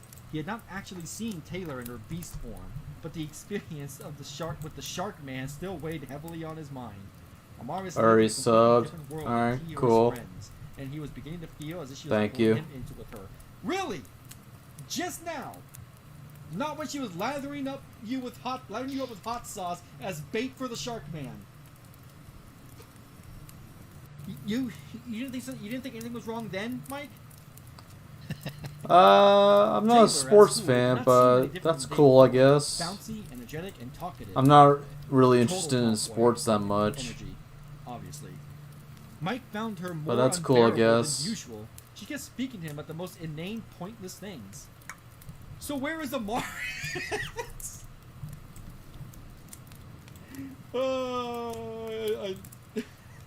I know he didn't intend this, but I love that he basically just implied that Mike thinks of Amaris as inane and pointless. Oh, you fucking idiot. You don't know how to fucking structure your shit. Did you kick her to the curb yet? Mike's lips curled. No. Not yet, you mean? She asked him. I don't think I want to end the relationship. She tutted and leaned in close to him. Why is that? He looked at her. Because I like her, that's why, he said. He blinked, suddenly feeling a little uncertain. The feeling passed quickly. Amaris had told him that Taylor had acquired some kind of supernatural power. She could not be trusted. You like her, Taylor probed. Why? He opened his mouth and then shut it again. His lips formed a tight line as he turned away. Taylor laughed a little as she leaned in, trying to grab his hand. He pulled away and after a brief moment's pause, got to his feet and stepped away without another word. Taylor was being ridiculous. Scene transition time. I believe she can only transform at night, Amaris told him, as he had dinner in her apartment. Wait, I thought she had a house. Didn't Amaris have a house? Wait. I swear she had a house. Yeah, she did. She bought a house. Yeah, because she was getting ready to clean it, or only clean the kitchen to sell it. Uh-huh. And she bought it all online. I'm back. Hey, so apparently we're in Amaris' apartment instead of house. Oh. Because that's the thing. Also, Taylor being super sus. So you really didn't miss anything, let's be honest here. Yeah, no, I didn't think I would. She had again cooked for him, and Mike was beginning to become impressed with the vast knowledge and expertise in the kitchen. She's over 200 years old, Mike. Of course she would know how to cook. Everything he tasted from her quickly became one of his favorite dishes. The full moon was over a week ago, and I find it curious how she was hanging off your arm all day instead of coming after me, she said. You will have to wait and see, of course, but I think that is everything we need to know. She was so smart, Mike thought to himself as he silently ate his meal. And so strong-willed and confident. She wasn't anything like other girls. I knew it. Amara smiled at him as she stroked his face. This confrontation will involve you somehow, I think, she said. Is he just gonna get a harem of girls? I feel like, yeah. It's fucking Rosario plus vampire, but shit. Yeah, predictable. I have a hard time Oh, coming up with Lord an have explanation mercy. with why a girl like Taylor would want to pick a fight with me. Really? You don't say. A shadow fell across her face, especially since she is aware of what I am. Mike recoiled slightly at the sudden cold turn her voice took. It made him shudder a little. During the fight, wasn't she didn't she notice the necklace thing and then knew that the bride's sent her? Yes. And then just now she said, I don't know why she would fight. Exactly. It's Wait. Like, you What? knew. Like, let's just recap here. 1, Amaris knows that Taylor clearly has a crush on Mike and is jealous of their relationship. 1. 2, she appeared the night before wielding an amulet that was clearly given to her by a bride of Dracula. So that can signify that Did Harman say being Among used Us? by the bride of Dracula I believe in so. order to deal with her so she can get what she wants, aka Mike. I have a hard time coming up with another explanation with why a girl like Taylor would want to pick a fight with me. What's the werewolf's name? It's Taylor, the black-haired tomboy who he keeps misgendering. What So do you miss? Taylor was a girl then. Yes, Taylor is a girl. And then he called. Okay. Alright. Yeah. Yeah. Alright. Alright. Is she going to come back tonight? He asked. Almost certainly. Mike did not go home that night. Instead, he sat up with Amaris and worked on his schoolwork. Amaris, calm and collected. Oh yeah, they're in high school. Did you forget that? I forgot it. Yeah, I forgot. Calm and collected, kept telling him to relax and focus. I will take care of her, Amaris told him. Do not worry. Mike nodded. Her words did calm him somewhat, but he could not help but worry about how the situation escalated. I can't even tell you their gender. Fucking vampire girlfriend and your werewolf friend Yeah, might I get fucking that kill shit. each other. Do you not have an opinion on that, Mike, or are you just a sociopathic as I think you are? It was not long after the sun set that Amaris suddenly got to her feet.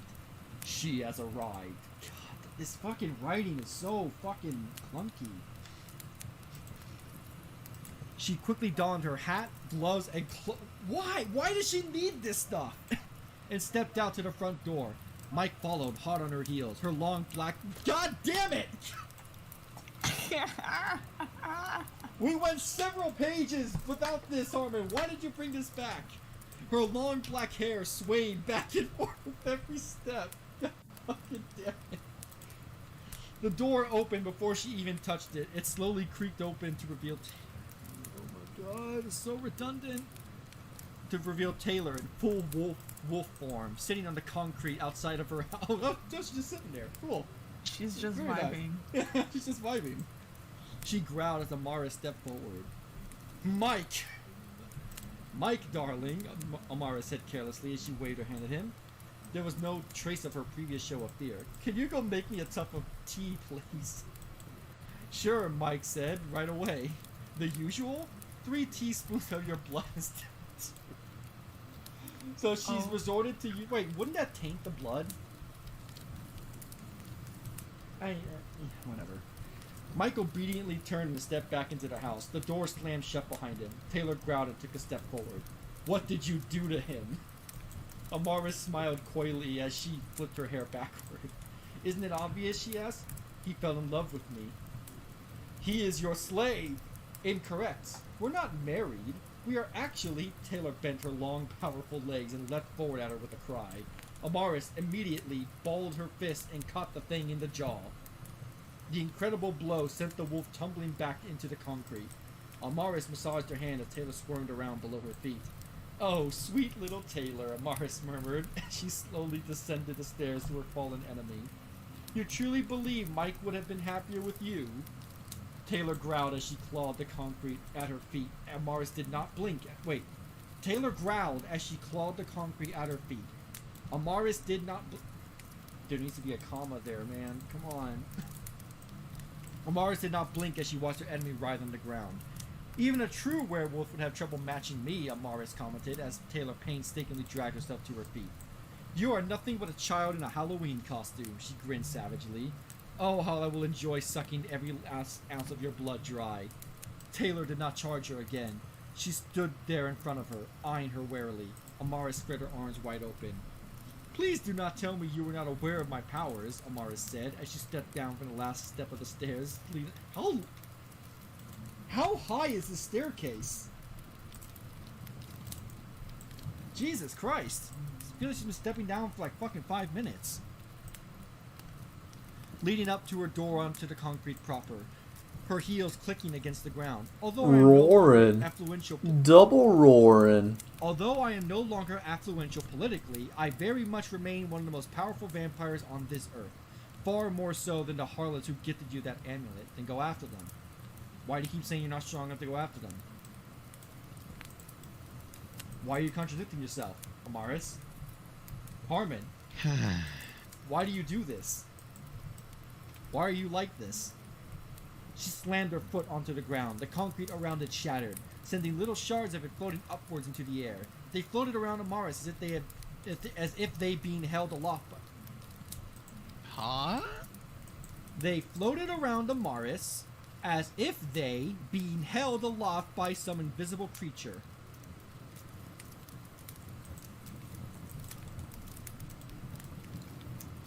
Moving on.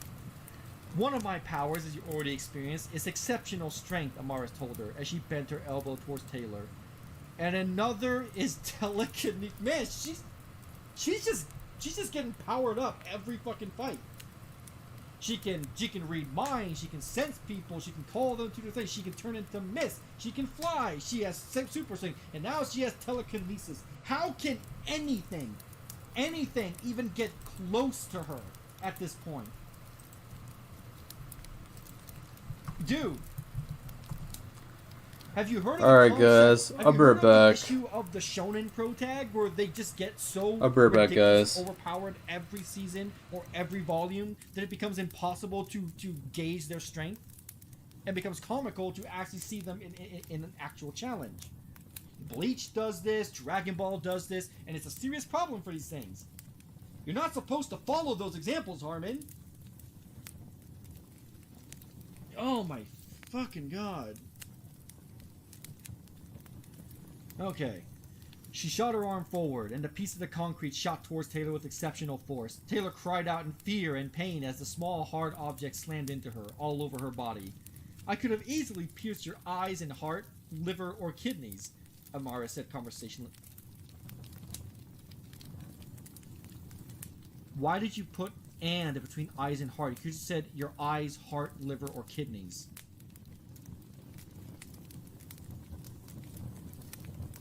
Calling this a bad anime, Hurla, is an insult to anime. Let's be honest here. But I am very well aware that you could easily recover from those injuries by returning to your normal state. Wow, that's fucking convenient. So there's no risk. There's no fucking risk. Her hair began to flow wildly behind her. "You will not truly suffer until you are yourself again." Taylor whined in pain and tried to back away from her. Amaris continued stepping forward, staring straight into Taylor's bestial eyes with a furious, intimidating gaze. "Ah, he is mine," Amaris whispered as she whipped her hand downward. A car from down the street jolted forward, skidding across the ground. Taylor whirled around to face it and was hit head on. She howled in pain as she rolled across the street. "Okay, You can't tell me someone at this point didn't call the cops and be like, hey, there's some fucking weird bitch and a werewolf fighting. Can the police do something? To which the police would call the fucking government or whatever fucking vampire hunting organization they know. Like, you want to stay hidden, yet you're just doing this bullshit in a fucking town street. Oh my god. She on a pain. The car stopped right where she had been standing, and Amara stepped past it, trailing her hand over it sensually. Why? Why? As she approached Taylor's still body. Taylor Bell. Roadkill. Jesus. Amara said smugly as she approached. A fitting tombstone. Taylor leapt upwards, jaws snapping. Amaris did not flinch as the jaws wrapped around her, although her body had turned into mist. Taylor roared in pain and rage as she lashed out her arms at the mist, but to no avail. It floated upwards, away from her. Amaris appeared again, lying in front of the car, facing Taylor with a bored expression. She shifted her long legs along the hood of the car as she stared down at Taylor. You are no match for me, girl, Amara said quietly, but your struggling amuses me. Taylor grimaced as she took a step forward, her jaws wide. Yes, we get it. She has wide jaws. We get it. Amaris did not even blink as the car shot forward again. This time, Taylor let out a panicked cry and tried to leap forward on top of her, but Amaris was prepared for that. She rolled around on the hood of the car and brought her leg upward, bringing it back down onto Taylor's skull with a mighty blow. Okay, so Taylor's dead.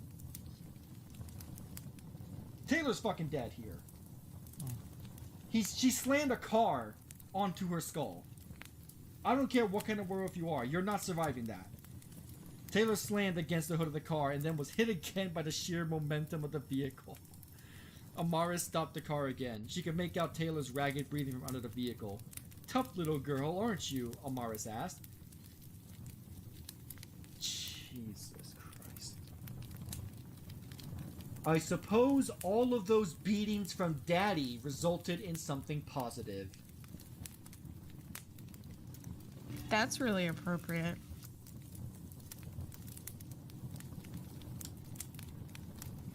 Wow. Very nice, Harman. Taylor got isekai. Taylor whimpered in pain. Amaris trailed her hand over the hood of the car as she leaned over the side at her. Satisfied that she wasn't again being tricked, Amaris slid off the roof of the car and stepped onto the pavement. What a cute little trinket you have there, Amaris said, as she leaned down and pulled the mark of the... Just call it amulet! You know what the call... We know what it is, you fucking moron! Oh my god! Wrapped around Taylor's neck. Taylor was too weak to resist as Amaris ripped it off her body. Amaris stood... Once again, you don't need to say the name every time. This is like writing 101. If you state at the start of a paragraph or a series of events a character's name, and you're still going to use them in subsequent sentences, Alright, not I'm have back. to keep referring to their name. I am back. Oh my fucking god. Amara stood, clenching the accursed thing in her hands as Taylor began to transform back into her normal self. Well, aren't you something? No. Aren't you something? Amaris observed, as she ran her hand across Taylor's naked body. She wrapped her What the arm around her fuck? and hoisted her Naked up. body? Taylor's head hung limp as Amaris carefully carried her back to the door. What the fuck All did I around come them, back thick, to? inscrutable mist began to swirl around. Just all around. Oh my god. Oh my god. Blocking off everything that had happened from the rest of the. Ah! He finally figured out. Oh wait, shit! This is happening in a public street. I better cover my tracks. Although, don't you think people are gonna notice? Wait, where the fuck did this mist come from? Oh my fucking god. Mike answered the door with a numb look on his face as Amaris stepped through the door, Taylor in her arms. Amaris, he asked, alarmed, as she stepped past him. What? She is exhausted, Amaris murmured, as she stepped into the living room. But I fortunately did not have to kill her. You could have fooled me with what you Alright, were Robo. doing. See ya. Mike followed her into the room, eyes wide, as she laid the girl onto the couch. Amaris met his eyes. Where is my tea? Oh, I left it in the kitchen. She glared at him, and he immediately turned and left the room. Amaris turned back to Taylor, staring straight at her face. Mike quickly returned with her tea and set it on the table beside her, right within her reach. Amaris did not move. Man, I love these In fact, she did not move leftovers. at all. They're so good. Mike stood watching nearby, unwilling to move either. Just what was she planning? Some homemade steak. Bitch, then why London ask for broil. your tea, you fucking cunt? They stood like that in silence for what felt like hours. Mike never considered why they were doing this, and then finally, at long last, Taylor began to stir. She shifted about on the couch, as if waking up from a deep sleep, and groggily twitched her legs. Listen to my words, Taylor Bell, Amara said softly. Listen only. Oh no, she's gonna hypnotize Taylor. Oh no. Oh no. We're about to get something. We're about to go dark here, boys. Buckle in. No fetish. No fetish. Taylor gave a start and froze. Her eyes met Amaris, and suddenly they seemed to go completely blank. Amaris raised her hand and waved it in front of Taylor's face. I am hypnotized, she said softly, her voice sultry and becoming. I am hypnotized. Okay, Your mind is there's yours to do some with as you please. My mind is hypnotism yours to do- fetish. Okay. That's I'm fucking sorry. weird. But, so now we have confirmation that she has to do this to hypnotize. She has to do the generic hypnotization technique, right? But when she fought with Bruce, and there was a situation of where Mike said he was hypnotized, she didn't do that to him. Oh, God. I am not your enemy. Mike gave a surprise start.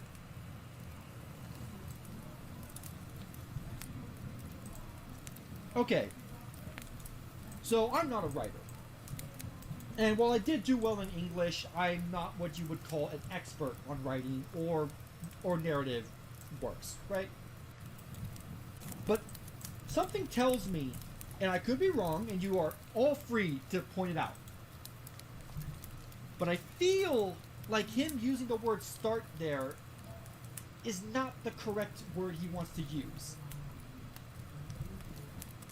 I could be wrong, but something about that feels off. Like if it read, Mike gave a surprised look, you would know instantly what he's saying. Whereas here, you have to, it kind of catches you off guard. I don't know. Just a thought. The brides of Dracula have manipulated me. The brides of Dracula have manipulated me. I must forget everything about tonight. I must forget everything about tonight. You know where this is going. I must forget about the Market of Wolves. I must forget about the Market of Wolves. I must forget about the Brides of Dracula. I must forget about the Brides of Dracula. I must forget about... His fucking name is Rose! I must forget about Mike Rose and his beautiful girlfriend Amaris here. What a... I almost said something I can't say on stream. That got me. I wasn't expecting that.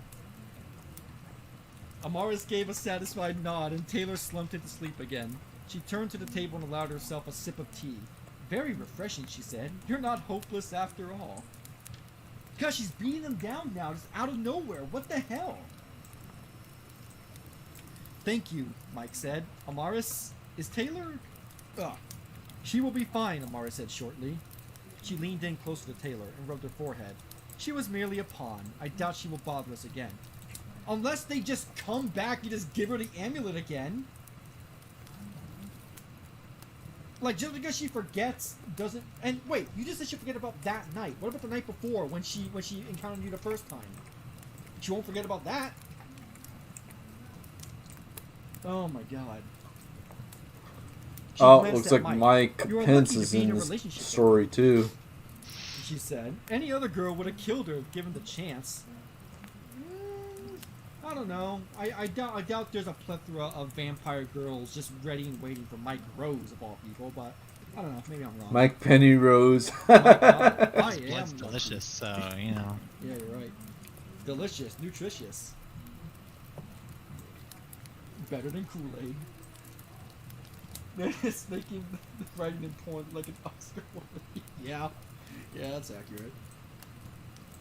Mike nodded. I am lucky, she said. Wow. Good character writing there, Harman. Amaris turned back to Taylor and tilted her head to the side. Stop with that! I'm starting to think that's a fetish. He wants them to tilt their head to the side so that their long, flowing black hair falls. Oh, I think you cracked it. Yeah, I think that's it. Although I have hypnotized her to forget all about you, it is possible she may relapse if she encounters something that reminds her of what happened here tonight. Then what's the point? Amara said softly, and remember everything. She shot a dark look at Mike. That must not happen, she said sharply. Do you understand me? Yes. Amaris cast a look back down at Taylor's naked body. You didn't cover her up? Dude, she's... Oh my god. She's a high schooler. Stop. Naked minors. Oh my god. Oh. A long, thin scrape ran across her leg. A small amount of blood was protruding from it, and it was driving her nuts. Restraining herself had always made her extremely irritable, but she could not have the girl and have people ask too many questions. It was just best to let her go. She had far better prey on hand at all times now. She did not need her. Later that night, after Mike had gone home to his parents... Oh! Okay, so Mike does live with his parents. You see, based on all the bullshit that's been happening, I thought he just lived alone.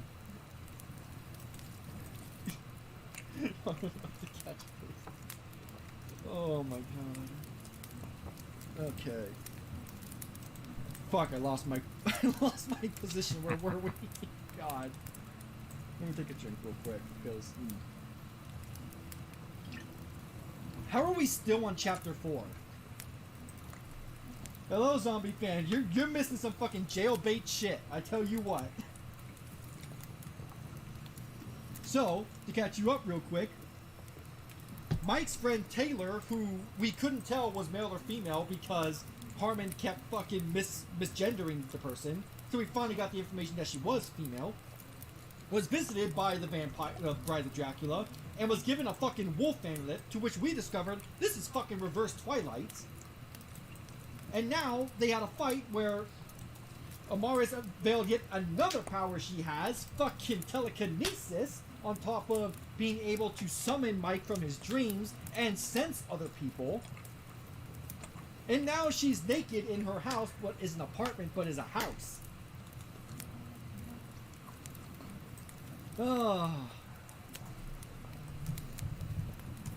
I'd say let's stop here, but we're in too deep. We're still going.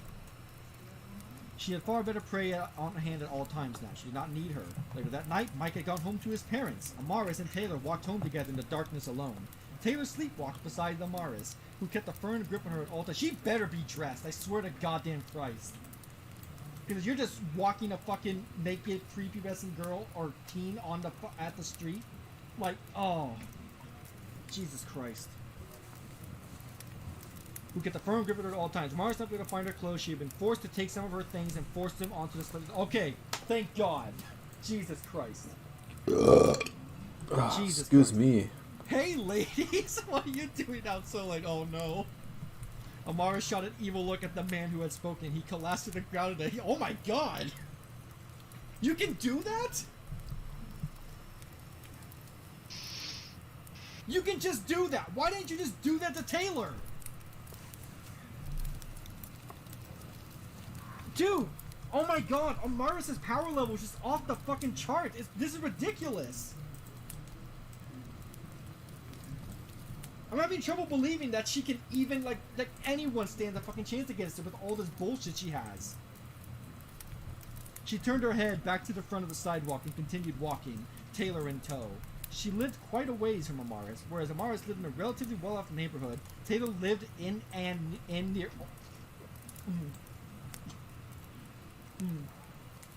Taylor lived in near poverty.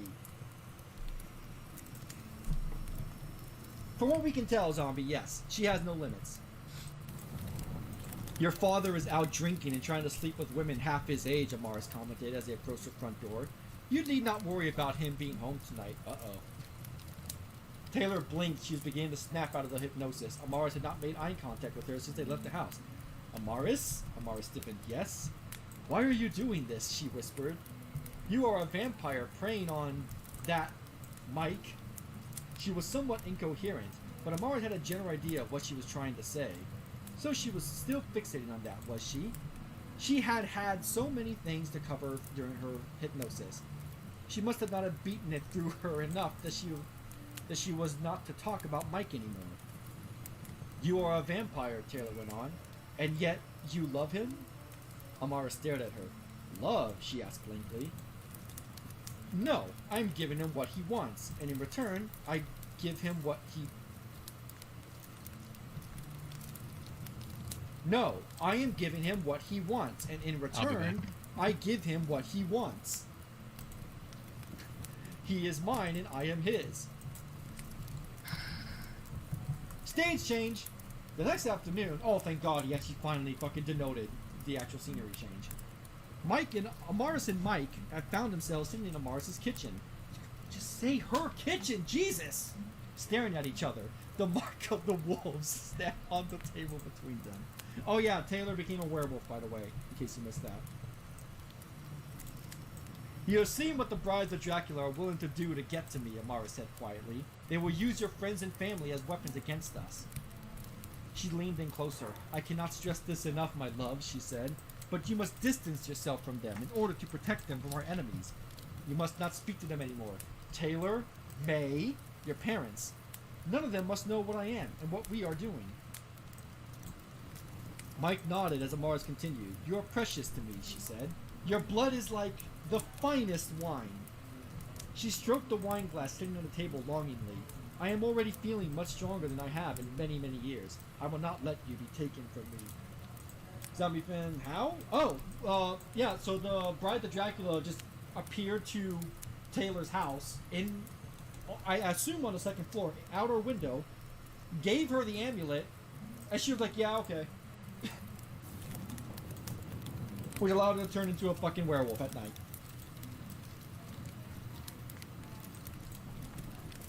She nodded at him, her dark eyes glinting. I cannot ask you to withdraw from school and live here with me, she said. That would draw too much attention to us. But him just not speaking to his parents won't draw attention? But I want you to exercise caution in who you speak to and what you speak about. Anyone you are close to will be used against us. If you truly love me, you must be willing to give up everything else. I understand, Mike said slowly. Amara smiled as she leaned her face close to his. You are wonderful. She breathed. God, again. He doesn't... Dude. Get a thesaurus. Like... You love me? In response, he leaned forward closer and surprised her by pressing his lips against her. Surprised by the sudden contact, Amaris tilted her head back slightly. She hummed, taking in the sensation. Mike pulled away, clearly very pleased. This is so uncomfortable to read just by knowing the fact that he's fucking in high school. Like if this was set in like a college, it would still be creepy, but it wouldn't be. I wouldn't feel uncomfortable reading it because it would at least be two relative adults. Yeah. But God, this is actually fucking disturbing.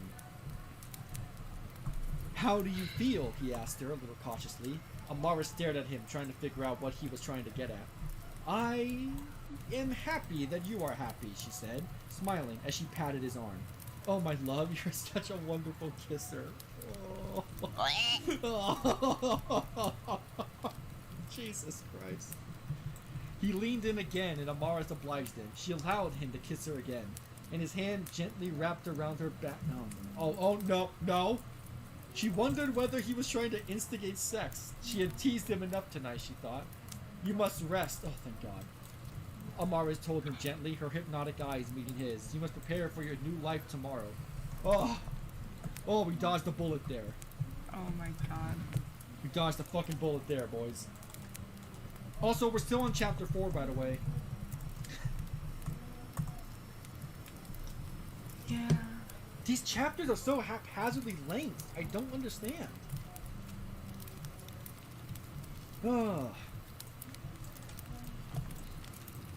Wait, hold on a second. Wait. Oh no. Oh no. Oh, this is the problem. Okay, so I'm on page 59, and it ends with "You must rest." Amara told him gently, and her hypnotic eyes meeting his, and it starts with the next afternoon. So next afternoon, to "You must rest." That's where we are. Okay. I go to page 60, and half of the last page is just copied onto here. I was wondering why this book felt like it was growing longer, because it's fucking copying itself. Oh yeah, apparently the Oh my god! Actually, you know what? chapter Hold on. Let me copy see itself. if I can get a screen cap for you guys. You guys need to see this. Hold on a second. Yeah, hold on. I'm gonna like show you guys the stream here. Actually, no, wait, hold on. Can't I? Can I share the screen? Hold on a second. You guys need to see this. You all give me a second. Browser source. I don't think I can get it out. All right. You see, pull it down a little bit. All right. Pull it up. Okay. Alright, I'm pulling it up right now. Once it appears on the stream, assuming it does. If you guys can see this, you see right here. Assuming it. Hold on. Okay, good. Alright. So, as you can see right here, it says the next afternoon, Amaris and Mike found themselves sitting in Amaris' kitchen, staring at each other. At the bottom here, it says, "You must rest," Amaris told him gently. This is page 59 of 249. I go over to the next page. "You must rest," Amaris told him gently, her hypnotic eyes meeting his. The book is fucking copied over.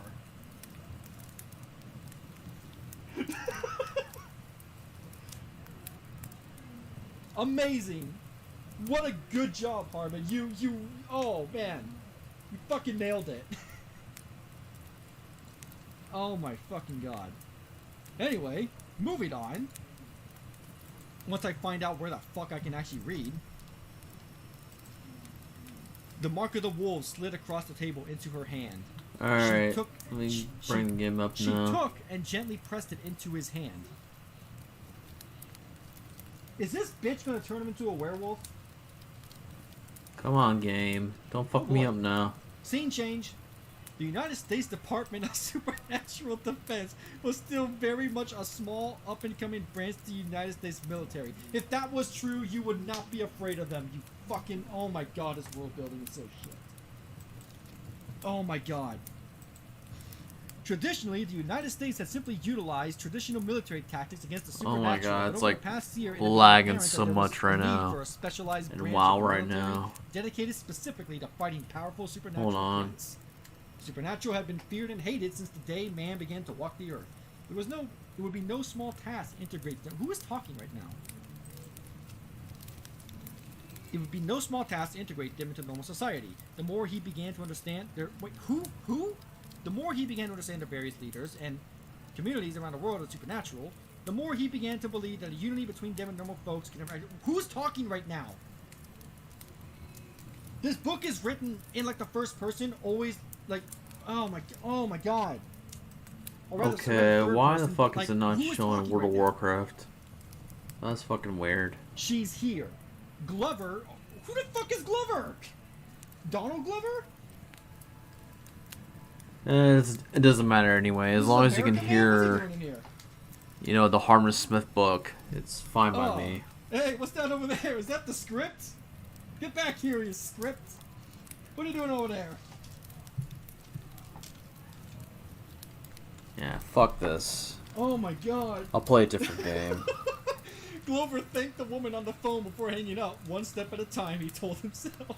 When a new character just enters the book in like chapter 4. We're still on chapter 4, by the way. Unless he just straight up forgot to denote that this was chapter 5. I don't... What is happening? What is fucking happening? He told himself they would start off Alright, small let me on an try to individual reboot the basis and work game. their way to Hold build a on. program that was fair for everyone. For now, they're focused on the task at hand: how to handle a vampire. Well, you can't use sunlight because apparently they can just walk in there. So he had received a report from his people that the supernatural activity in a certain town was unusually high. Oh, finally, some acknowledgement that people know what the fuck is going on. Unexplained markings on buildings, claw marks, black flames that burned for 3 days and nights before fizzing out, and destroyed pavement and homes. It seemed as if two particularly nasty beings were having a spat with one another, and neither side wanted the authorities to be involved. One party was still unknown to them, but the department believed the other to be a vampire. How? Based on this evidence you have here, black flames burning, claw marks, unexplained markings on buildings, I don't think you come to the conclusion of vampire first. You come to the conclusion of like witch or something, or monster, or just generic monster. How did you decide it was a vampire? Oh my god. Discussion of the situation led the team to decide that an expert should be brought in. That was just what Glover was gonna do. A knock came at the door. The vampire hunter had arrived. "Come in," he said as he got to his feet. "Oh, yeah, zombie, I almost forgot. And for some reason, all vampire hunters are female. There's no actual reason. That's just how it is, I guess." She was led into the room by his secretary, who smiled at him warmly. He ignored her. Oh, what a fucking Sigma male. And focused his attention on the young woman standing behind her. She was, to his surprise, completely masked by a bright yellow scarf wrapped tightly around her face. It was still warm, so the sight of it was somewhat off-putting. Despite not being able to make out her face, however, Glover was able to make out some other key features. Her blonde hair, for instance, was relatively short and neat. Her body was lithe and athletic, and she seemed relatively young. How young, he could not say. "Bonjour," she said. Oh no, she's French! Ah! No, not the French! Anything but the French! She reached out a small hand to him and he took it. It was not a proper handshake, he was surprised to see. She offered him her hand as if she expected him to kiss it. "Bonjour," he returned. "I hope you had a pleasant flight." Oh, do I want to read this in a French accent? Nah, I'm too tired for that. "It was dreadful, actually," the girl noted as she pulled her hand away from him. "I loathe international flights," she paused. My English is not the best," she said. "You understand me, no?" He was able to make out a distinct accent, but she was perfectly fluent. He made sure to tell her so. "Good, good," the girl said absently, nodding her head. "That's good. I was worried. I had not been to England since I was a girl, and to America, never." Okay, so Glover is from England. God, this worldling is so shit. She raised her hands in a defeated-looking gesture. "The world has changed," she said, her voice grim. "I fear what situation has led you to call me here." Despite her words and expressions, Glover honestly thought she was putting on a front for his benefit. Her eyes shone with excitement. "I am glad you're here," he told you. "I am glad you are here. I'm sorry. I immediately shortened that because it sounds better." He gestured for her to sit down across from his desk, and she did so. She daintily crossed her legs and watched him as he sat down at his big wooden desk. "You are trying to deal with a vampire," the girl noted. "That is correct," Glover said, as he cast a look at her profile, which he had been looking at just before she arrived. Wait, so if you have a profile, you should know what she looks like. Although there was no photograph... Oh, there it is. There was plenty of information. The woman, Soleil...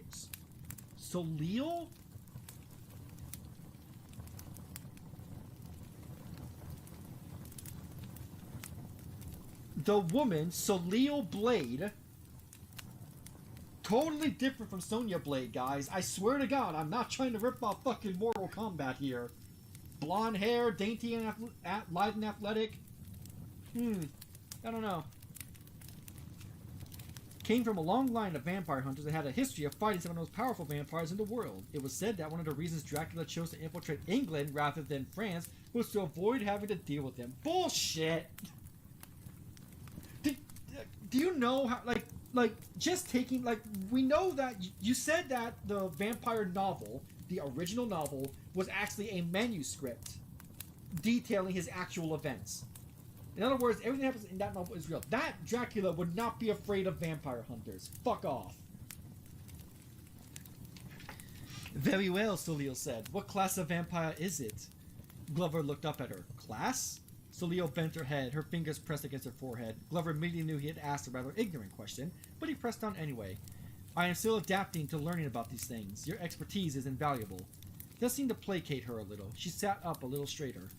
Vampires are generally classified by their characteristics, lineage, and their age, she explained. Not all vampires have the same kinds of powers. They tend to differentiate amongst themselves from region to region. And of course, all vampires are known to get more powerful as they age. She tapped her finger against her knee. For example, my family has been hunting the Spanish vampire Amaris U for about 400 years. God damn, she is Spanish. She is fucking Spanish. Fuck you. Don't you use my fucking ancestors in your shitty book, Harman. Fuck you. Oh my god, you filo de puta. Oh my fucking god. Wait a minute. Wait a minute. Earlier in the book, it said that she was fucking 200 years old. Now she's 400? Woo! Oh my god. He legit just took the name of Solio Belmont from the second Castlevania Game Boy. Oh! Wait! Oh! Oh my god. What a fucking joke. Yeah, I think I'm done. Were you here for that? Were you here for that sketch? Yeah, I came back for a little bit and was listening. This guy is not a good writer at all. She is what we call a dark vampire, and she also predates the Renaissance. Wait a minute. Wasn't the Renaissance in the 1400s? It's not that long ago. What the fuck is Harman? Oh my god. Okay. And therefore was not even fazed by the improvements in medicine, technology, and vampire hunting techniques that drove most weaker vampires to extinction. Yet she can't figure out how to be stealthy and, you know, weave herself into a modern society. Wait, so earlier in the book, Heller remembers that they called Amaris 200 years old. This Belmont, not Belmont, vampire hunter lady has been hunting for 400 years, or her family has. But she predates the Renaissance. And the Renaissance was like 720 years ago. Man. Or started about 720 years ago. And the vampires get stronger and powerful the more they age. To the point where, oh wait, right here. The sun itself barely even weakens her these days. So vampires in this universe are weak to sunlight. She's just grown so fucking powerful that she can just walk around in it. How is she intimidated by anything?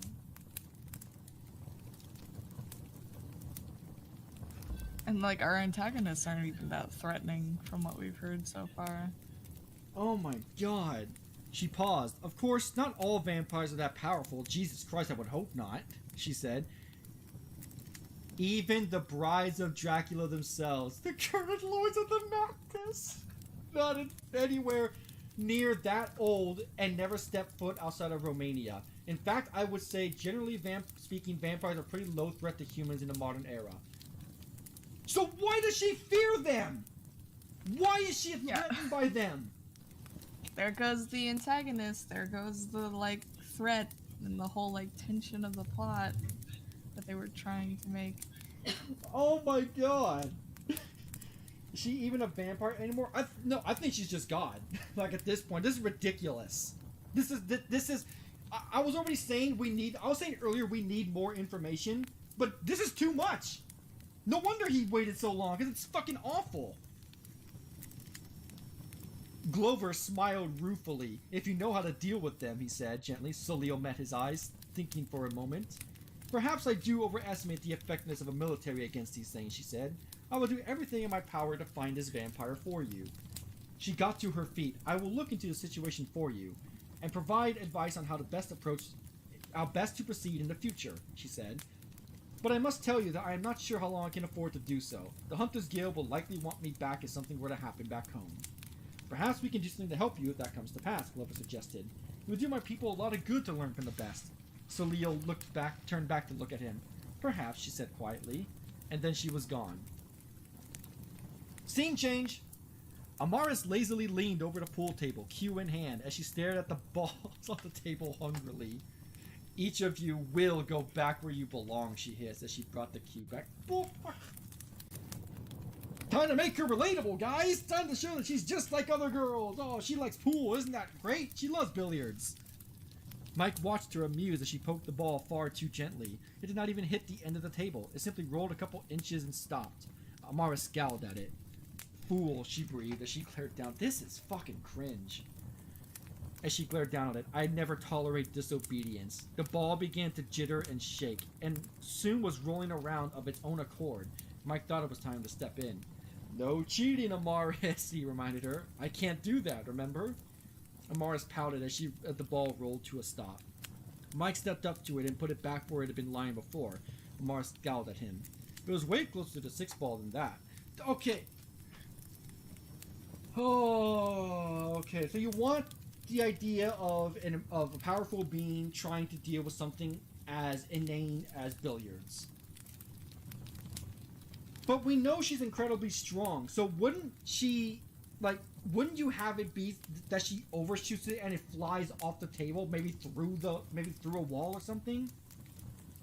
And that she has to hold back her strength? What am I talking about? I'm reading in too much of this bullshit. No, it wasn't, Mike said indignantly. Amaris raised her cue stick at him threateningly. Are you calling me a liar? She breathed. Mike opened his mouth to argue further. Before he could, she broke down into giggles. Okay, you got me, she said, laughing, but I would like to score one legitimate point. Her laughter faded. Her eyes fell on a person just behind Mike, and her expression became haunting. You. Mike turned around to find a girl with black bangs standing... Oh, hold on. Oh, I swear to God, if this is another just random fucking girl with black hair, we're gonna learn more about Harman's types than we want. Mike turned around to find a girl with black bangs staring at him. She shifted about uncomfortably. Hello, she said. Her voice was shaky and empty. Mike stared at her, hardly daring to believe it. Taylor? Okay, Jesus Christ. He repeated. Her eyes widened in surprise. She took a step closer to him. Before she could reach him, however, Amara stepped in between them, glowering at her. Taylor looked past her straight into Mike's face. How did you know my name? She murmured. I feel as if I knew you from somewhere. You do not, Amara said sharply, as her hand cupped Taylor's chin. Taylor flinched as Amaris pulled her head over to look at her. Amaris stared straight into her eyes, and Taylor's hand went limp. Go home and read a Jane Austen novel or something, Amaris sniffed, as she pulled away from her. Leave us alone. Taylor obediently turned on her heel and walked off without another word. Amaris whirled around to look at him accusingly. You may not be aware of this, she said, her voice icy, but if you hang around her at all, then that is going to undo my hypnosis to forget you. Then you might as well have just killed her at that point. Not to mention, you took the amulet from her, so even if she does remember, she's not a threat. What can she do? Oh my God. She flipped her hair. Take a shot. Smacking him in the face. So stay away from her for your own good. She gave him a dark look, and for hers. She took his arm and pressed her head against his shoulder, sighing contently. Besides, I like having you all to myself, she purred. You complete me. When is this chapter ending? Jesus fucking Christ. Mike wrapped his arm around her protectively as they stepped out into the street. It was still early evening and quite a pretty sight. Amara smiled as Mike led her down the street, back to her place. I had never played pool before, she confessed. Being a vampire makes it difficult to do these things. Why? Perhaps one day I'll be able to score a point. Practice makes perfect, Mike reminded her. She laughed as they stepped up to her door. Oh my God, it's turning into a romp. Oh my God. Hold on, I'm gonna skip ahead real quick and see how many pages we have until the next chapter, because I'm getting desperate here. Okay. We are 2 pages away. Thank God. Is this the part where I invite you in for sex? She asked as she trailed her hand along the railing. Mike stared at her expectantly. No, it's the part where I tease you relentlessly and never actually follow through, Amara said. Good night. Let's hope that stays. She ended up shutting the door in his face and turned around to her room. What a virgin, she said aloud. She wondered how long she could string him along before he got sick of it. Just hypnotize him, you stupid bitch! Like, you can clearly do this. Just, oh my god. She was becoming increasingly amazed how little hypnosis she needed to get him to do what she wanted. Oh my fucking god. She spent the rest of her night reading and preparing for the following day. She had no plans to meet with Mike again. She had already had her fill of blood for the previous day and was looking forward to some quality time on her own for a change. Pretending to care about someone was exhausting, Amara thought, as she absent-mindedly ran her fingers down her throat. She had no idea how no more girls did it. Perhaps if Disney were to make a movie about a vampire, she would understand the appeal a bit better. Oh, she's a fan of Disney, is she?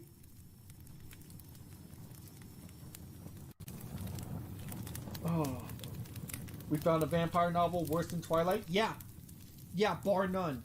Twilight is an actual masterpiece compared to this. She read her books until early in the morning. Although she took in the words on the page, her mind was on other things, namely her current situation with Mike. She could not explain it, but his blood made her feel more alive and powerful than she had in years. You don't need to reiterate this. We know this. Wounds that had refused to heal for years evaporated overnight. Jesus Christ. Powers that had weakened considerably over time had come back to her stronger than ever. Another couple of weeks of this, she would be at the height of her powers. Okay, so I'm a little confused on the rules of the vampire powers here.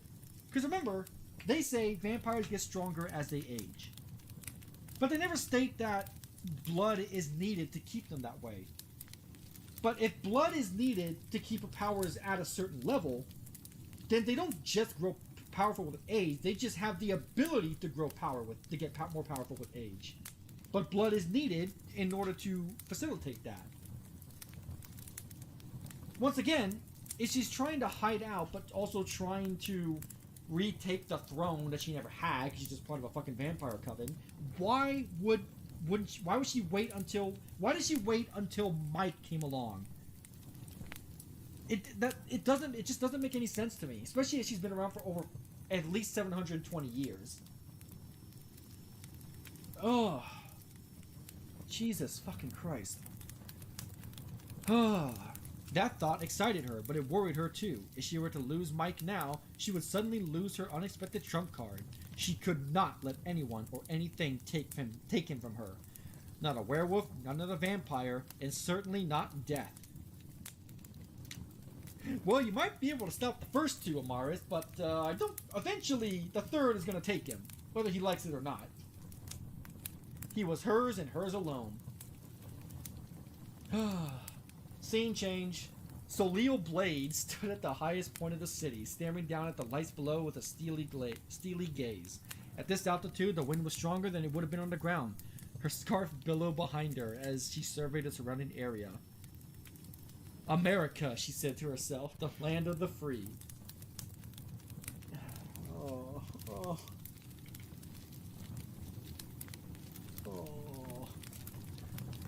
These people were completely helpless against a vampire.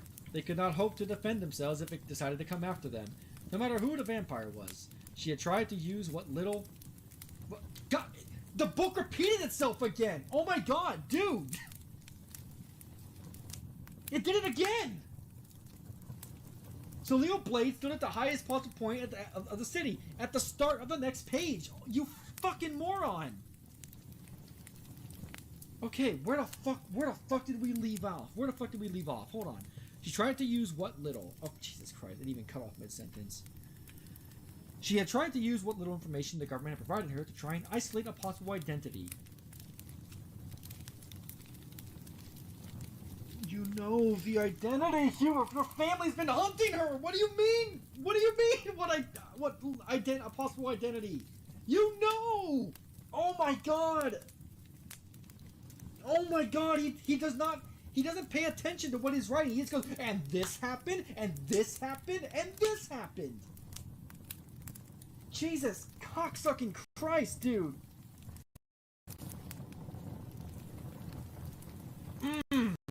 Okay, we're almost done. Two paragraphs left. We're almost done. We can do this. The Hunters Guild published their most wanted list annually. There were so few powerful vampires in the world that they could easily fit in an in-depth description and background on each in a single hard-printed tome. So Leo had studied the 2018 edition thoroughly, specifically searching for vampires that had been interested in traveling to America and found nothing. Either the vampire was too weak to be notable, or one of the big names had not been sticking to the typical MO. She was leaning towards the former, but it had been a long worry among the guild that creatures such as vampires would eventually migrate to countries like America or Japan that had no history of protecting themselves against them. It was very possible that vampires had not been sighted in a while, such as Grimjaw or Sunny the Smile, had traveled here in the hopes of throwing off their pursuers. Oh, who that? Who joined? Hello, monkey. Monkey. Are you enjoying? Are you enjoying this? I'm sure not. Hello, monkey. Oh, this sucks. This sucks so hard. Oh my god, where was I? Salil stepped to the edge of her perch, staring down at the city below. She leaned forward and dived downward, head first into the concrete below. The air slammed into her face as she fell. She raised her arms before she slammed onto the concrete. God damn it. God fucking damn it. So poorly written. And her momentum came to a sudden halt. She hit the ground gently, stepped forward onto the roof, her eyes facing straight ahead. Oh, chapter 4 is done, everybody. Chapter 5 is next. A hunter among us. Among Us. Among us. Oh, and now we have a now it's Hurla thunder. and a thunder. I'm just here to say that you reading that book in a stream is a war crime. No. Oh man. Oh. Honestly, I think that's about all I can take at this point. Is it over? I got whiplash 5 minutes in. Yeah. The reading is in fact over. Oh my god. However, what I wonder is everyone still feeling up to maybe a game or something? I was gonna Depends on the say, game. I bought Foxhole if you guys want to play. Well, I was thinking something more party oriented. I was thinking maybe Quiplash. Oh. Hang on, let me see if